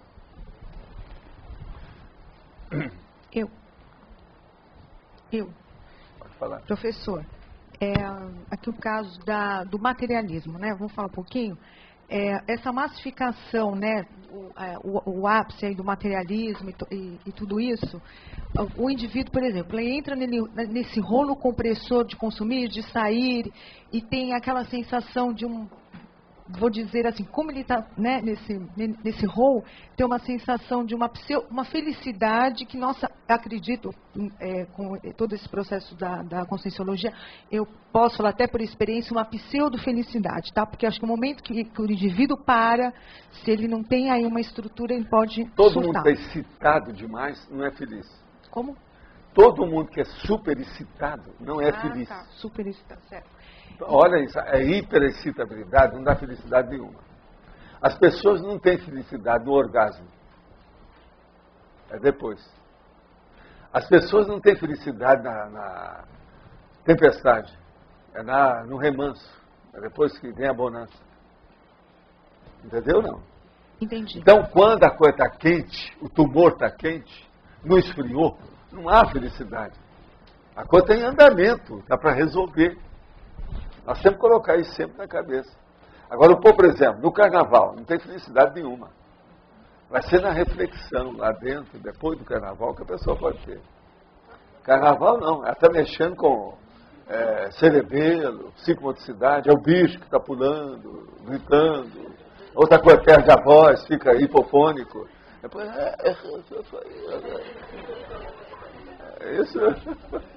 isso é o carnaval. E uma segunda pergunta, a dificuldade na fixação, no caso assim, do aprendizado na memória recente. O que poderia fazer para melhorar isso? A memória recente, a melhor coisa que tem, é bom você usar Tanacan. 80. Não sei. Tanacan é um remédio, põe aí Tanacan com K. Agora você toma um comprimido no almoço e no jantar, no meio da comida. E 3 meses, depois você para 1 mês, depois toma outros 3 meses, por aí vai. Ele vai melhorar a sua concentração e vai melhorar também a sua atenção e a memória. Agora, o que se passa? Todo remédio a gente tem que ver, porque isso aí vem fitoterápico. E outra coisa, não vai comprar o genérico, porque o genérico não é tão potente. O Tanacan, esse aí eu sempre receito os remédios que os médicos tomam. Vocês estão entendendo bem o que eu estou falando? Eu estou abrindo um jogo, eu sou realista nas minhas coisas. Faz 50 anos que eu falo isso. Eu sempre procuro tomar os remédios aqueles que os meus colegas tomam. Eu não sou besta. Vocês tomam até sempre, porque é coisa boa, dá para o filho. É isso. Olha bem aquilo que o médico dá para o filho. Esse remédio você pode tomar. Agradeço, professor. Agora, precisa ver se o médico gosta do filho. Tem pequenas nuances, porque nós somos complicadinhos. A gente tem que olhar. Agora, vocês estavam ouvindo aí o negócio da pessoa ficar hipofônica, o povo gosta de falar que fica afônica. Não é, ela fica hipofônica. Ela perde a voz. Porque o cara fica lá, Chiquita bacana lá da Martinica, e canta aquilo sem parar a noite inteira, 2, 3 noites, ele acaba perdendo a voz. Pois aí, fica bebendo, e um calor danado, toma tosse frio. Aí os pilares da glote, o processo entende, da voz, dá problema por causa das cordas, né? É um processo de corda.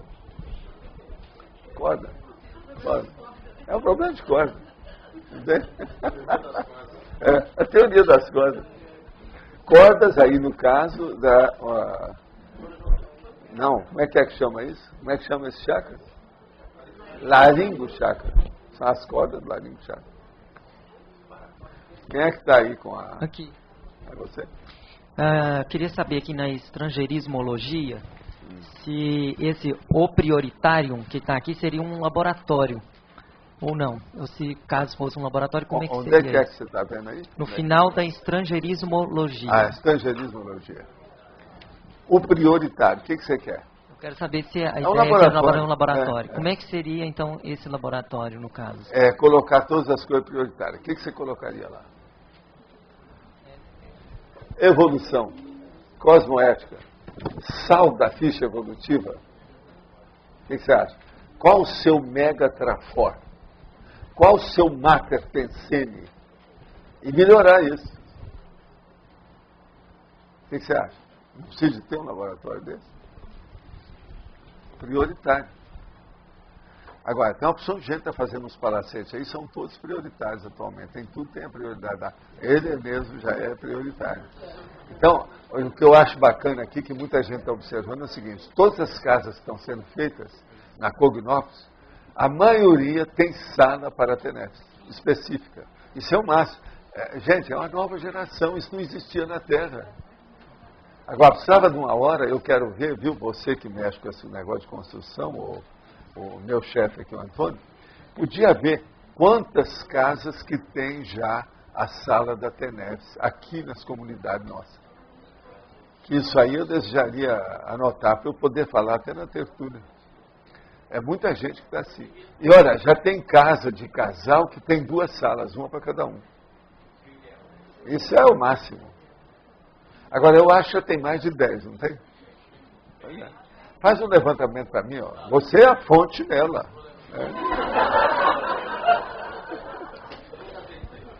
Olha aí.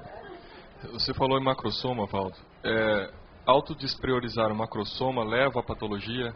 Seria uma faca de 2 gumes ter um macrosoma? Se a pessoa tem um macrosoma e ela vê que ela tem indício de ter um macrosoma e ela renega essa realidade ou despreza, ela vai levar na cabeça. Que ela não vai usar um processo, ela não vai saber o que se passa. Ela está despriorizando uma coisa que às vezes foi ela mesma que pediu. E aí não se brinca com isso, né? Nós temos revolução pela frente.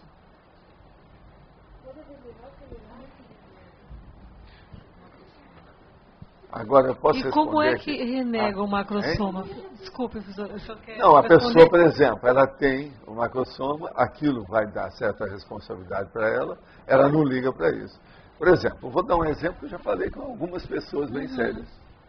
O cara chega para mim e é maníaco com esporte, mas esporte radical, igual esse padre lá.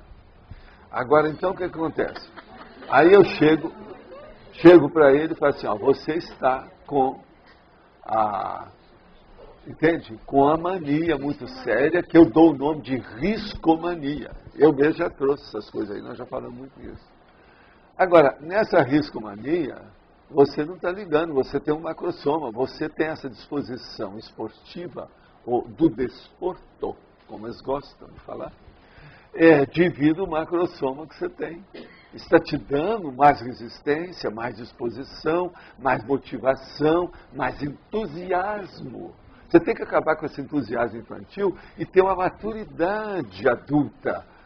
Entende? Tem que dar um jeito nisso. Agora, veja, as pessoas às vezes não querem saber disso. Teve uma pessoa aqui, por exemplo, que uma vez chegou para mim e falou assim, Valdo, eu queria saber de você o seguinte, eu já fiz 1000 saltos de avião. Salta de paraquedas. Então é paraquedista. Mas ele não é profissional. Tudo esporte. Agora, eu falei assim, você está vivo? Está tudo em paz? Deixa eu ver você. Como é que você está? Está inteiro? Eu sempre olhei muito detalhe todas as coisas. Então agora está na hora de separar com isso, né? O que você ganhou com isso? Besteira é essa. Isso é risco mania. Sim, essas coisas mais que grita mais, né? Agora veja, esse cara é alto, um galã, cheio de vida. Você está entendendo? Muita gente conheceu ele aqui. Uhum. Agora veja, ele tem macrosoma. Pelos negócios que eu tive estudando com ele, desde o início, falei, você tem um macrosoma. Agora, ele deixou.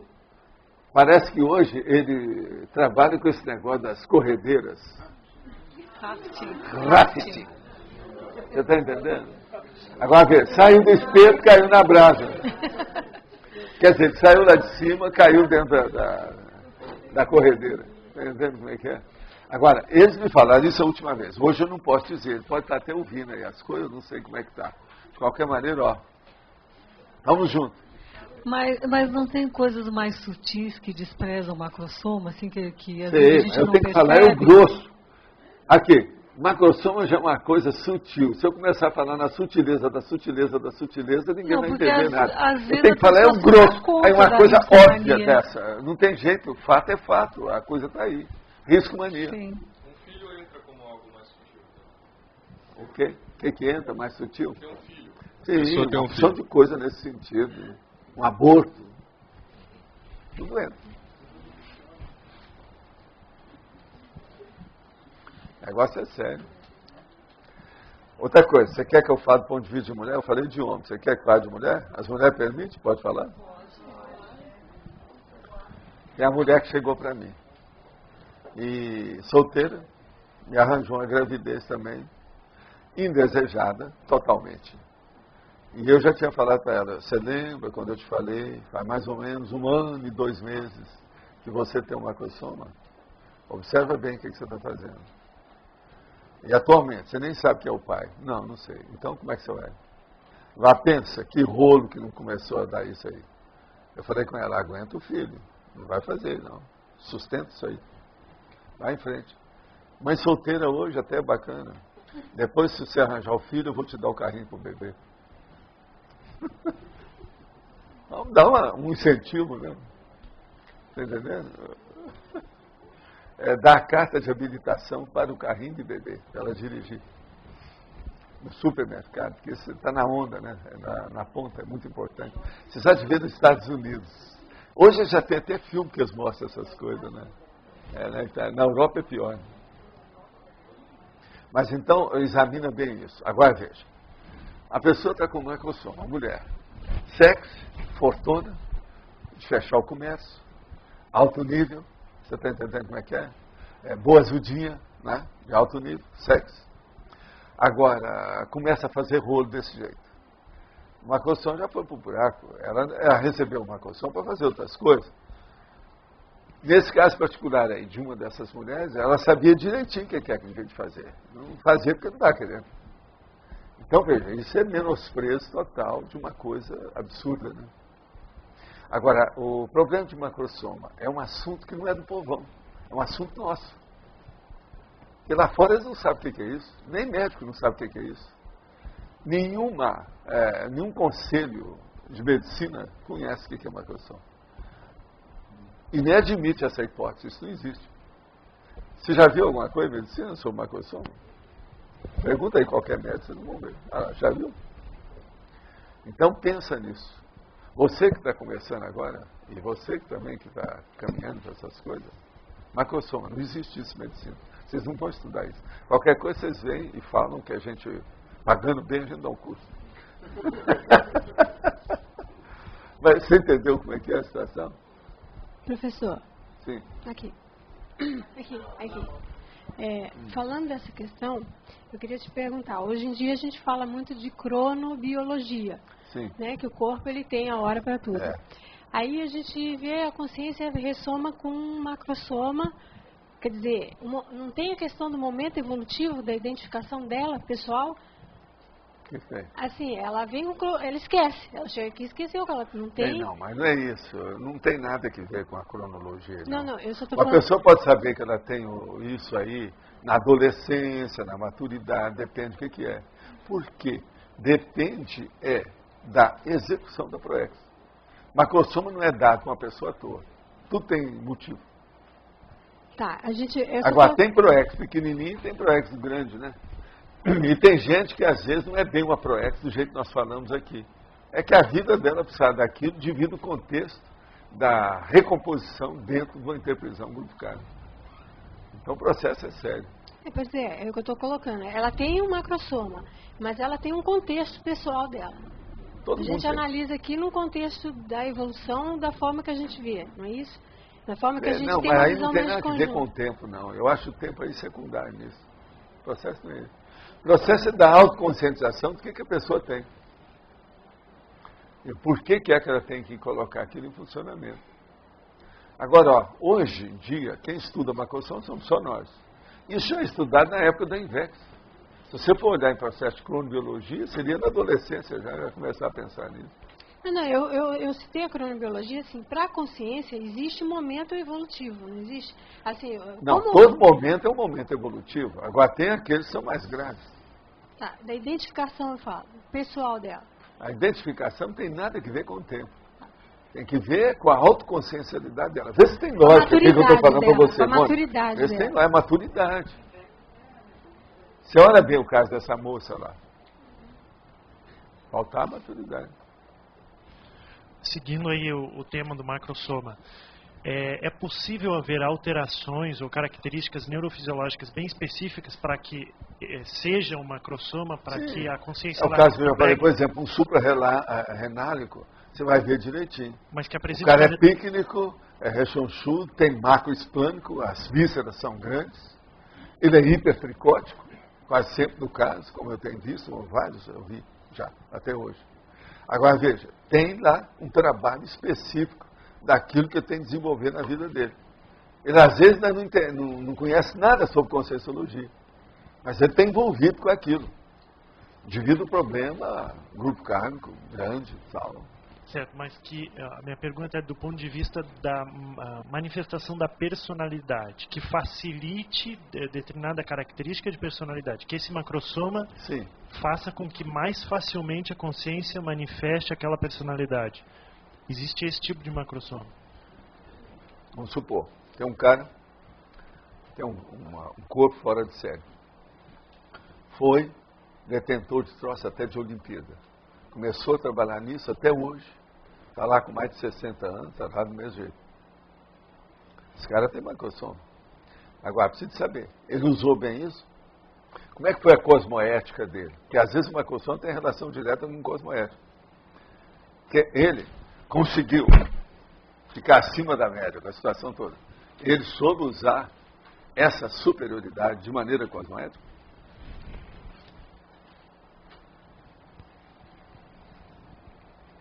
É aí que a porca torce o rabo. É aí que aparece a encruzilhada para ver o que se passa. Eu não vou citar nomes aqui, mas tem nomes conhecidos. Só olhar. O macrossoma, às vezes, melhora o skill, a competência, o desempenho, a performance. Isso é muito sério. Então a pessoa está achando que a tal aí... Isso aí é aqui o caso de uma dona que eu conheci ainda, moça, que até hoje ainda aparece, que é sexy e virou vedete aí, tudo quanto é jeito e tal. Então, assim, eu agradeço demais. Depois disso que ela falou, um monte de mulher no Brasil, eu vi modelos, manecas, etc., artistas falando. Eu agradeço demais a minha genética.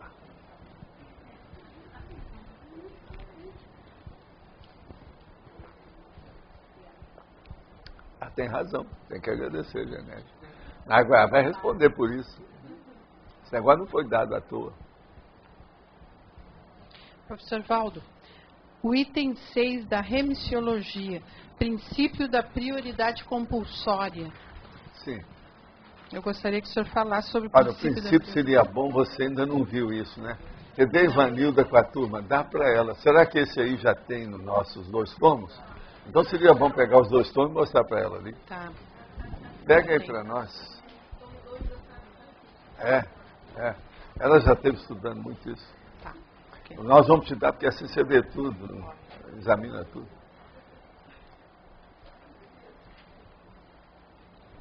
Walter. É isso que chama o receituário dos verbetes. É aquele negócio que eu estou falando. O senhor comentou no começo que o problema de saúde que o senhor teve foi um aviso. Eu quero entender o seguinte, há elementos que eu possa avaliar em que momento isso é uma intervenção extrafísica ou que momento até a consciência programou isso, caso ela tenha um desvio? Tem elementos que eu possa ver? Você vê são as consequências. Se aquilo ajudou você. Por exemplo, o meu em faixa me ajudou demais. Eu estava com a corda toda. E outra coisa, não estava fazendo mal para ninguém, só para mim. Para os outros até que eu estava ajudando, eu estava fazendo assistência o tempo todo. Outra coisa, me deu um negócio, a hora que eu estava correndo uma chuva, eu tinha vindo com o material, aquela coisa toda, de uma casa que eu tinha assistido as pessoas, e eu queria chegar antes da tempestade. Que lá de vez em quando armava uma tempestade igual essa, quando vem daqui, assim, que passa para lá, assim.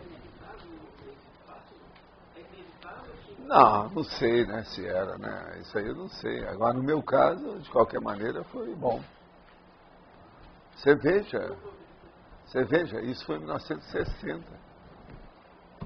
Faz 48 anos. Mas no seu caso, o senhor viu que foi... Daqui 2 anos eu posso fazer o jubileu do meu infarto. É incrível isso. Quando eu estiver junto com a medicina, comemorar a feijoada. Feijoada. Carregada de colesterol, né? Mas, quem quer que você falou? Mas no seu caso, o senhor identificou que foi um processo de intervenção extrafísica ou pessoal? Conseguiu detectar? Meu foi mesmo de aviso, porque depois eu saí do corpo e comecei a estudar as coisas. E eles falaram para mim, não, aviso para você, realmente está na hora de você mudar isso aí. Não pode seguir do jeito que está. O corpo, ele nem sempre tem a força. Matéria não é consciência, matéria é sempre fraca.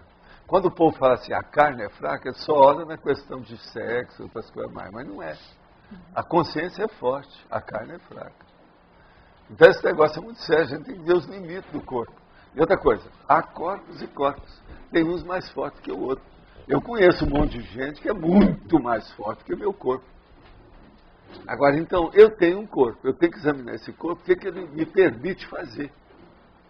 Qual é o limite dele útil, de trabalho, de atividade, de função, funcionalidade, qual a fisiologia dele?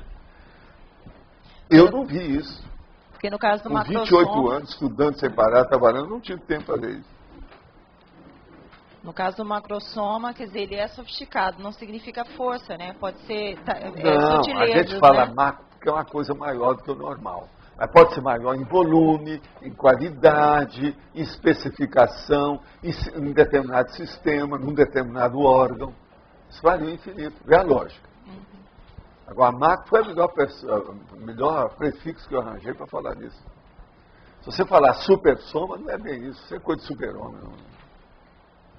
Macrosoma, sim, é a ampliação de alguma coisa lá dentro. Em algum aspecto. Ampliou. Entende? Macro. Na maniologia, o que seria a siliciomania? A erro ortográfico, siliciomania com S? Não tem nada a ver com silício, metal, qualquer coisa, é besteira.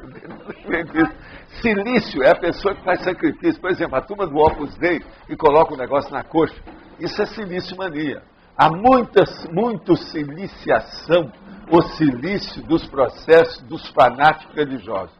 A Igreja Católica está cheia disso. Um monte de santo caminhou para a siliciomania. Siliciomania, por exemplo, hoje a gente vê muito silício na questão lá entre os judeus e os palestinos, aqueles negócios que eles batem e começam a bater nas coisas. Aquilo é silício.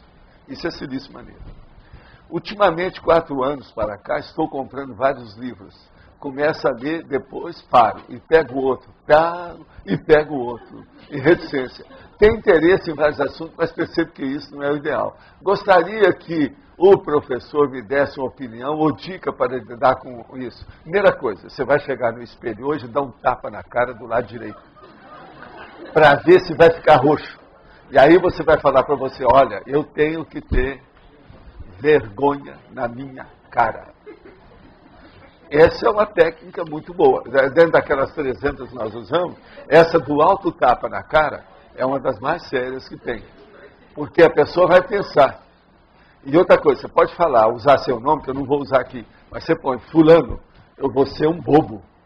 Como é que você faz uma coisa dessa? O que é que você quer de fato? Você está sendo orientado por você, pela sua consciência, ou os assediadores estão tomando conta de você? Afinal de contas, você tem um autoassédio ou você tem um heteroassédio? Isso tudo a pessoa tem que conversar. Com tapa, ela vai cair sim, pode estar certo. Sempre ajuda. Agora, tem que ficar um pouquinho roxo temporariamente. Senão não adianta nada. Agora, bata de tal maneira que você não vai quebrar dente, nem a mandíbula, nem nada. Só um pouquinho, para ficar roxo. Isso aí ajuda. Se aparecer algum sinal dos seus dedos, isso é bom. Mostra que você chegou na culminação técnica do processo. Agora, veja, é um tipo de silício. Mas esse funciona. Vocês estão entendendo? Agora, ó, a primeira coisa, agora falando ainda, outro aspecto ainda mais sério ainda. Você deve o seguinte, arranjar livro que você possa seguir uma linha bibliográfica correta e não ficar mudando toda hora. Então, veja, você é bom em quê? Qual a linha de conhecimento que você vê que você tem tendência, que você gosta? Então, compra uma biblioteca, compra de cara 50 livros nessa linha. E você vai ler tudo e fazer uma bibliografia com detalhes, e anota tudo. Leva para o computador, porque com isso não tem jeito de você deixar. O próprio sistema, ele vai incentivar você. Vai chegar um ponto que se vira uma cachaça. Você vai começa a ficar especialista dentro daquilo. A hora que ficar, você vai longe. Não tem jeito de você ficar assim, virando a folha e mudando toda hora e diversificando. Isso chama síndrome da dispersão. Você sofre da síndrome da dispersão intelectual. Eu acho que está bem claro, né, para explicar isso aqui, vocês não acham? Para ver a coisa. Agora, que técnica ajuda a pessoa a estabelecer suas prioridades evolutivas? Olha, tem uma técnica muito séria, que é, primeiro, a pessoa estudar a autoconscienciometria e ver o que ela precisa. Olha os trafares e trafores. Qual é o trafar principal que eu preciso para melhorar? Com isso, a pessoa já vai no caminho da prioridade evolutiva. Se ela melhora o pior trafar que ela tem, tudo vai melhorar com a vida dela. Então, pergunta para os seus amigos se você tem alguma dificuldade para interpretar seus trafares. Pergunta, o que é que vocês acham que é a minha principal invirtude? Aí o povo vai falar o que é. Agora, qualquer coisa apareça aí. Quando é que vai ter um curso aí de conscienciometria? Vamos dar aí. Ó. A semana que vem tem um curso aqui. Se você puder, compareça. Qualquer coisa, eu te dou a cortesia. Para liquidar com o assunto. Vocês me falam se o cara aparecer. Mas olha, eu sei que tem o nome dele aqui, tá? Não adianta vir com o nome do outro, não. E é macho, não é fêmea. Se aparecer uma mulher falando isso, tem nada a ver com isso. Está escrito aqui. Eu guardo essas perguntas. Já estou com o dossiê dessa altura, ó, lá no meu armário. Das perguntas até agora. Todas essas. Estou guardando tudo. Eu guardo lá comigo, porque está tudo escrito. Inclusive, algumas das respostas que eu dou, eu escrevo só para não ter dúvida. Só não tem aí, são as datas exatas, mas isso é secundário. Não, aqui, essa aqui não tem nada. Presta atenção. Sim, ok. Mas ele não tem uma por uma. Mas isso não precisa. Eu acho secundário. Não. Agora, quem é que está com o microfone?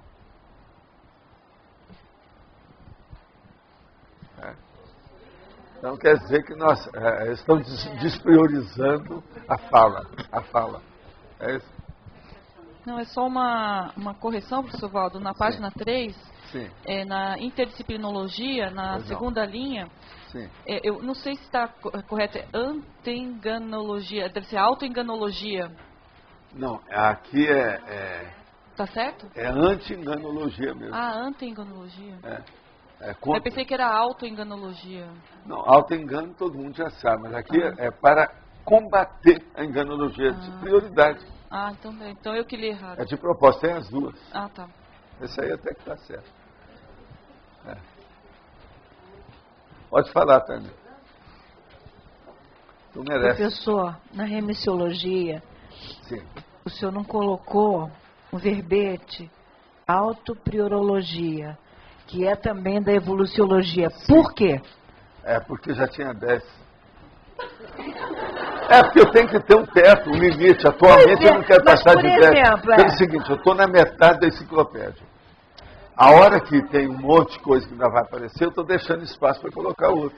Pois é. Outra coisa, aqui tem 8 sobre priorologia, você viu? Eu vi. E o senhor botou da evoluciologia também, planilha evolutiva, entre os 10. Sim. Quer dizer, então o senhor fez essa seleção, porque o outro é autopriorologia. Sim, mas veja, esse é o óbvio, né? Aqui tem a priorologia geral, que envolve isso tudo. É muito maior do que esse que eu estou falando. Agora, olha, esse aqui que eu trouxe é aquilo que eu falei. Pelo menos é o 10º verbete sobre prioridade, tá certo? Tem mais, hein? Pois é, eu estou sabendo dessa aguarde. Dessa autopriorologia. Quem viverá. Onde eu estava estudando isso, então? Mas você observou bem. Agora, essa aí é o que eu falei que teria mais um, porque aqui tem 8. Com esse de hoje, 9, com essa outra autopriorização, 10. Entende? É no mínimo 10 que eu já trouxe até agora. Alguém mais fez alguma correção, alguma coisa? A Natália ainda não falou, eu preciso passar o microfone para ela, porque senão hoje ela não dorme. Passa lá. Obrigada. Natália me exerce todo dia. Professor, na frase enfática, sim, eu gostaria de saber por que você coloca só na dimensão intrafísica e não na multidimensionalidade. Ou por que você enfatiza mais o jeito... Na existência intrafísica de milhões. Sim, porque o problema nosso maior é o que acontece aqui no dia a dia. Nós estamos aqui dentro de um trabalho, uma execução, uma missão. É a vida humana. Isso aqui é um período específico. Então, a autosuperiorização mimética, antievolutiva, tem que ser na vida humana. É o que interessa. Agora, esse da física, eu não preciso falar que os caras viram psicótico, milhão de coisas, isso é bobagem. O problema todo é esse, eu vou ler tudo. A autosuperiorização mimética, quer dizer, aquela que a pessoa está repetindo aquilo que eu já fiz, que é antievolutiva, é a condição doentia, infelizmente, das mais comuns na vida humana. De milhões de cidadãos e cidadãs de todos os países. Gente, observa só atualmente o tóxico, a toxicomania.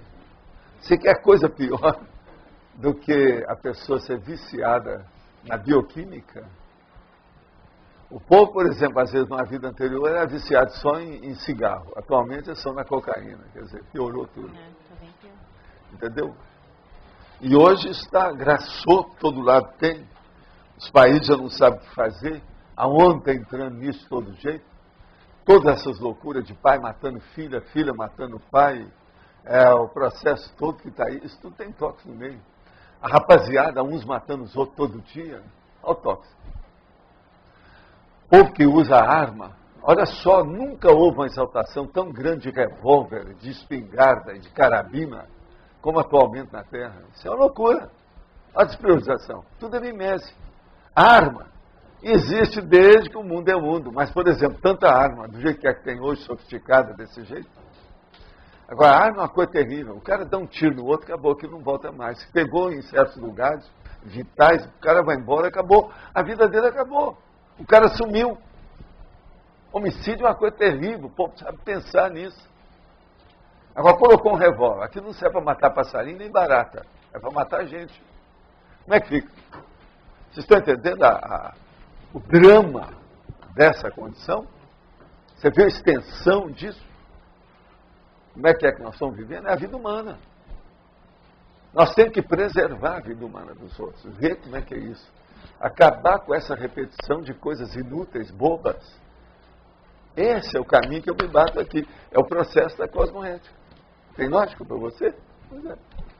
Agora, qual seria a melhor técnica ou técnicas para superar um emocionalismo exacerbado?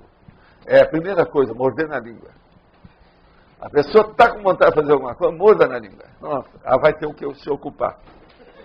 Com isso, melhora o processo de emoção. Vocês estão vendo que eu dou umas técnicas que parece que todo mundo ri. Mas veja, elas funcionam. O pior é esse, o tapa na cara funciona. Isso tudo é da impacto-terapia. E é só a pessoa consigo mesmo. Uma outra coisa é dar beliscão, mas essa todo mundo já sabe, isso é de filme, né? Não, dá um beliscão em você para ver que você está vendo que eu estou aqui. Dá um beliscão. A pessoa notar que ela está aí. Isso é uma técnica. Qual a melhor forma de priorizar o equilíbrio do psicossoma? A primeira coisa é começar a trabalhar com o estado vibracional, como nós falamos aqui, para melhorar a Kundalini, a pré-Kundalini, que é daí que vem o processo da emoção da pessoa, por causa das energias. O problema todo da emoção é um processo do psicossoma. Mas o psicossoma atua através das energias conscienciais mais sérias. Então o problema todo é esse. A pessoa nunca ela pensa só emocionalmente. Quase sempre, através da emoção, o pensamento dela começa a agir. Essa ação é feita pela energia consciencial. Então o processo mais sério é, como eu disse, a chave da vida humana é estado vibracional. Olha a lógica disso. Pensa. Pode falar, Geraldo. Professor, como é que uma pessoa pode identificar por si mesma se ela possui ou não um macrossoma? Ela tem primeiro estudar o que é o macrossoma. Ver tudo que nós já publicamos até agora sobre esse assunto. É uma opção de artigo, uma opção de coisinha sobre isso. E examinar. E ver as possibilidades dele, comparar. Como é que é, o que ela tem, o que não tem. Agora, tem gente que já desconfia do macrossoma sem saber que ele existe. São aquelas pessoas, por exemplo, que têm uma saúde melhor que todos os irmãos. Tem um corpo diferente de todo o povo da família. Uma pessoa assim, imune a doenças? Seria... A favor que eu estou falando, positivo. Uma pessoa imune a doenças e tal, poderia ser um indicativo? Mas esse é muito óbvio. Esse aí é muito óbvio. Mas às vezes, é preciso saber esse negócio de imune a doença. Tem aquela pessoa que fala assim, eu nunca consultei médico, estou com 56 anos. Sim, mas ele está todo enrolado. A cada buraco, se for estudar lá dentro... Está entendendo? Então isso não é bem assim, tem que examinar, né? Por quê? Ele não se cuidou. Está entendendo? Às vezes está a coluna toda atrapalhada. Então o cara vai falar com você. Eu, Valdo, nunca fui ao hospital nenhum. Não adianta. Agora, veja, é uma situação tal que na hora vira uma piada que você não pode rir. Isso tudo já aconteceu comigo. O cara chegou se arrastando e falou assim, eu nunca fui ao hospital nenhum, nunca precisei de médico. Tem uma tramonte absoluta. Como é que você fica com isso? É só as tragicomédias da vida. Tem muito disso. Aqui eu tenho que mostrar para vocês todo tipo, né? Em sindromologia tem uma revisão de forma, tá? Saiu o síndrome da despriorização, o artigo. O síndrome da despriorização. Isso aqui eu acho que já foi consertado. Vou pôr aqui direitinho, muito bom. Tem mais alguma coisa? Tudo bem? Gente, o que é que vocês têm mais aí para falar? Alguém fez mais revisão? O Roberto não está aí hoje, né? E a minha turma também da Conformática, mesmo no feriado desse, não apareceu, né? Quer dizer, meu povo? Pode falar. Eu agora fiquei numa dúvida aí nesse interdisciplinologia, porque você falou que é anti-enganologia mesmo, né? E esse anti é de antes e não de anti? Aqui pode pôr um I. Porque isso eu fiquei, porque lá embaixo eu não coloquei o I. Evolutiva eu não coloquei o I por um processo muito sério. A enganologia é com E. Agora, se você quiser, a gente pode pôr o anti e o E, mas eu não quero, eu estou querendo eliminar isso. Mas eu falo porque lá na frase embaixo tem anti-evolutiva e aí tem o I também. E vem com E depois, entendeu? Aí eu não entendi assim, bem o critério. A gente pode pôr, vamos consertar isso aí. Vamos fazer uma coisa mais criteriosa, né? Você tem razão. Anti. Põe o I. Põe o I. Só para ficar... Acho que lá nós andamos consertando, que o Antônio já tinha visto também alguma coisa nesse sentido. O texto grande nosso lá, que hoje está com quase 3.700 páginas, ele está todo mexido. Nós estamos fazendo tudo dentro dos critérios. Agora, tem coisa que eu ainda quero fazer mais, para ver se normaliza a situação. Por exemplo, evitar mental somática e colocar tudo com mental somatologia. Vai ficar mais claro, entende? Agora, isso, se a gente for mexer, vai ter que mexer em mundos e fundos. Mudar o mundo. Mas pode ser que nós vamos fazer isso. Nós enfrentamos qualquer coisa. Com o computador não é tão difícil. Com relação ao macrossoma ainda, professor, o senhor falou dos aspectos físicos. Quando é intelectual macrossoma? Um atributo específico, por exemplo, memória? Não, você esqueceu de uma coisa. Você esqueceu. Não é macro-mental-soma, é macrossoma. Você caiu de 4 nessa, certo? Ó, na frente da câmera. Mandar um negócio. Você caiu de 4. Não, vamos só entender. Você vai entender o que eu estou falando. Para ter o processo intelectual desenvolvido, com as maiores coisas que tem, às vezes o macrossoma foi feito para isso. Mas ele foi feito para predispor o corpo da pessoa para ela raciocinar direito. Agora, quando tem alguma coisa que tem que acrescentar, esse é que eu chamo que é o para-microchip. É outra coisa. Agora, por exemplo, a pessoa pode ter o macrossoma e o para-microchip e outras coisas mais. Depende dela. Agora, macrossoma diz respeito a melhorar o corpo da pessoa para refletir nos outros veículos. Enquanto ela está aqui, os 4 veículos. Tem lógica isso para você? Okay. Você entendeu? Entendi. Né? Por isso que eu coloquei macrossoma. Entende? Não é macro-mental soma. Não é. Eu nunca falei nisso. Tá claro? Pode, perfeitamente. Não tem nada que ver. Uma coisa não quer dizer que precisa da outra. Agora, o que eu estou falando é que as duas podem coexistir. A mesma pessoa. Tudo ok aí? Gente, o que eu quero dizer hoje é o seguinte.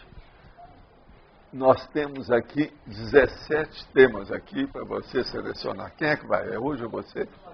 Agora, ó, eu quero dizer para vocês ainda que nós vamos ter no domingo, eu quero dizer aqui, arco voltaico crânio chacral.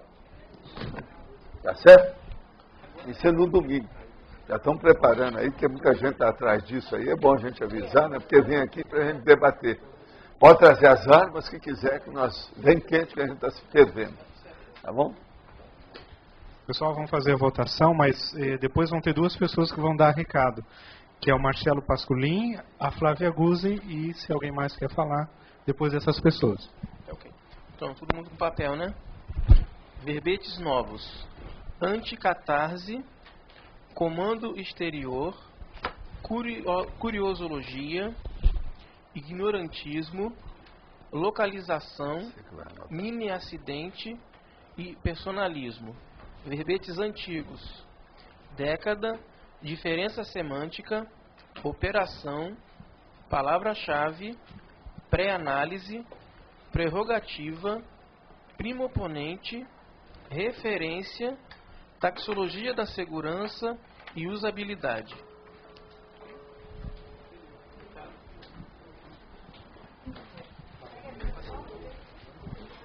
Pessoal, eu gostaria de fazer uma breve atualização da Asinvex. A Asinvex, no início deste ano, é para todos os tertulianos e teletertulianos. A Asinvex, no início desse ano, adquiriu o terreno para a construção do campus de Invexologia.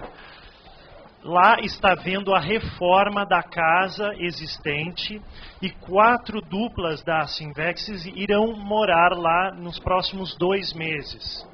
Em julho desse ano, nós teremos a Semana da Invexis. E dentro da Semana da Invexis, o lançamento do campus de Invexologia. Portanto, a todos aqueles que têm interesse, que têm alguma relação com a Invexologia, nós estamos convidando a participar do lançamento do campus de Invexologia, bem como de toda a Semana da Invex. A Semana da Invex será de 11 a 17 de julho e o lançamento do campus será no dia 16 de julho, quarta-feira pela manhã. Ok? Todos convidados. Obrigado. Rapidamente, para avisar que na semana que vem, dia 10 e 11 de maio, a Conscius vai estar ministrando o curso Introdução à Conscienciometria. Tá? trabalhando trafores, trafaz, identificando, dando autodiagnóstico a partir da análise com conscienciograma. Quem tiver interessado pode procurar a Conscience, falar comigo, tá certo? O preço do curso acho que está na faixa de R$120. São 2 dias, sábado e domingo, de 9 às 18. E o horário da tertúlia é mantido, tá? A gente faz o curso de manhã, vem para a tertúlia e volta para o curso. Obrigada. Nós gostaríamos de convidar também para o primeiro Congresso Internacional de Grupo Karmalogia e primeiro encontro dos Colégios Invisíveis da Conscienciologia. Nós vamos ter dia 22 a 25 de maio, no Discernimento, esse evento, e toda a verba vai ser direcionada para a enciclopédia. Então, estão todos convidados.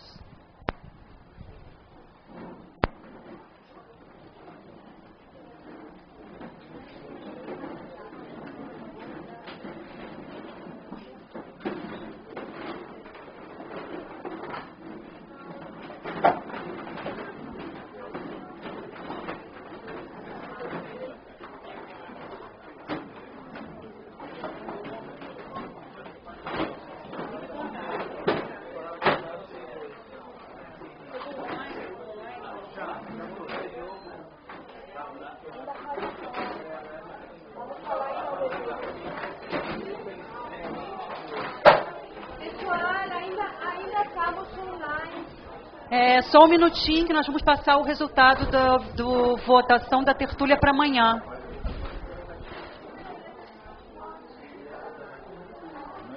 Já ganhou de catarse, né? De catarse, né?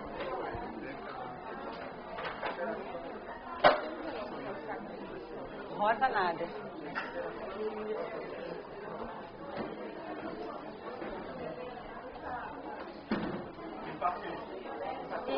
Pessoal, só um minutinho que nós tivemos um empate, anticatarse e personalismo. Então, por favor, levantar a mão. Anticatarse.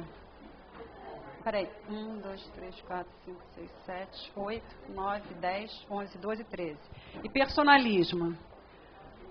1, 2, 3, 4, 5, 6, 7, 8, 9, 10, 11, 12, 13, 14. Ganhou personalismo. Yes! Yes!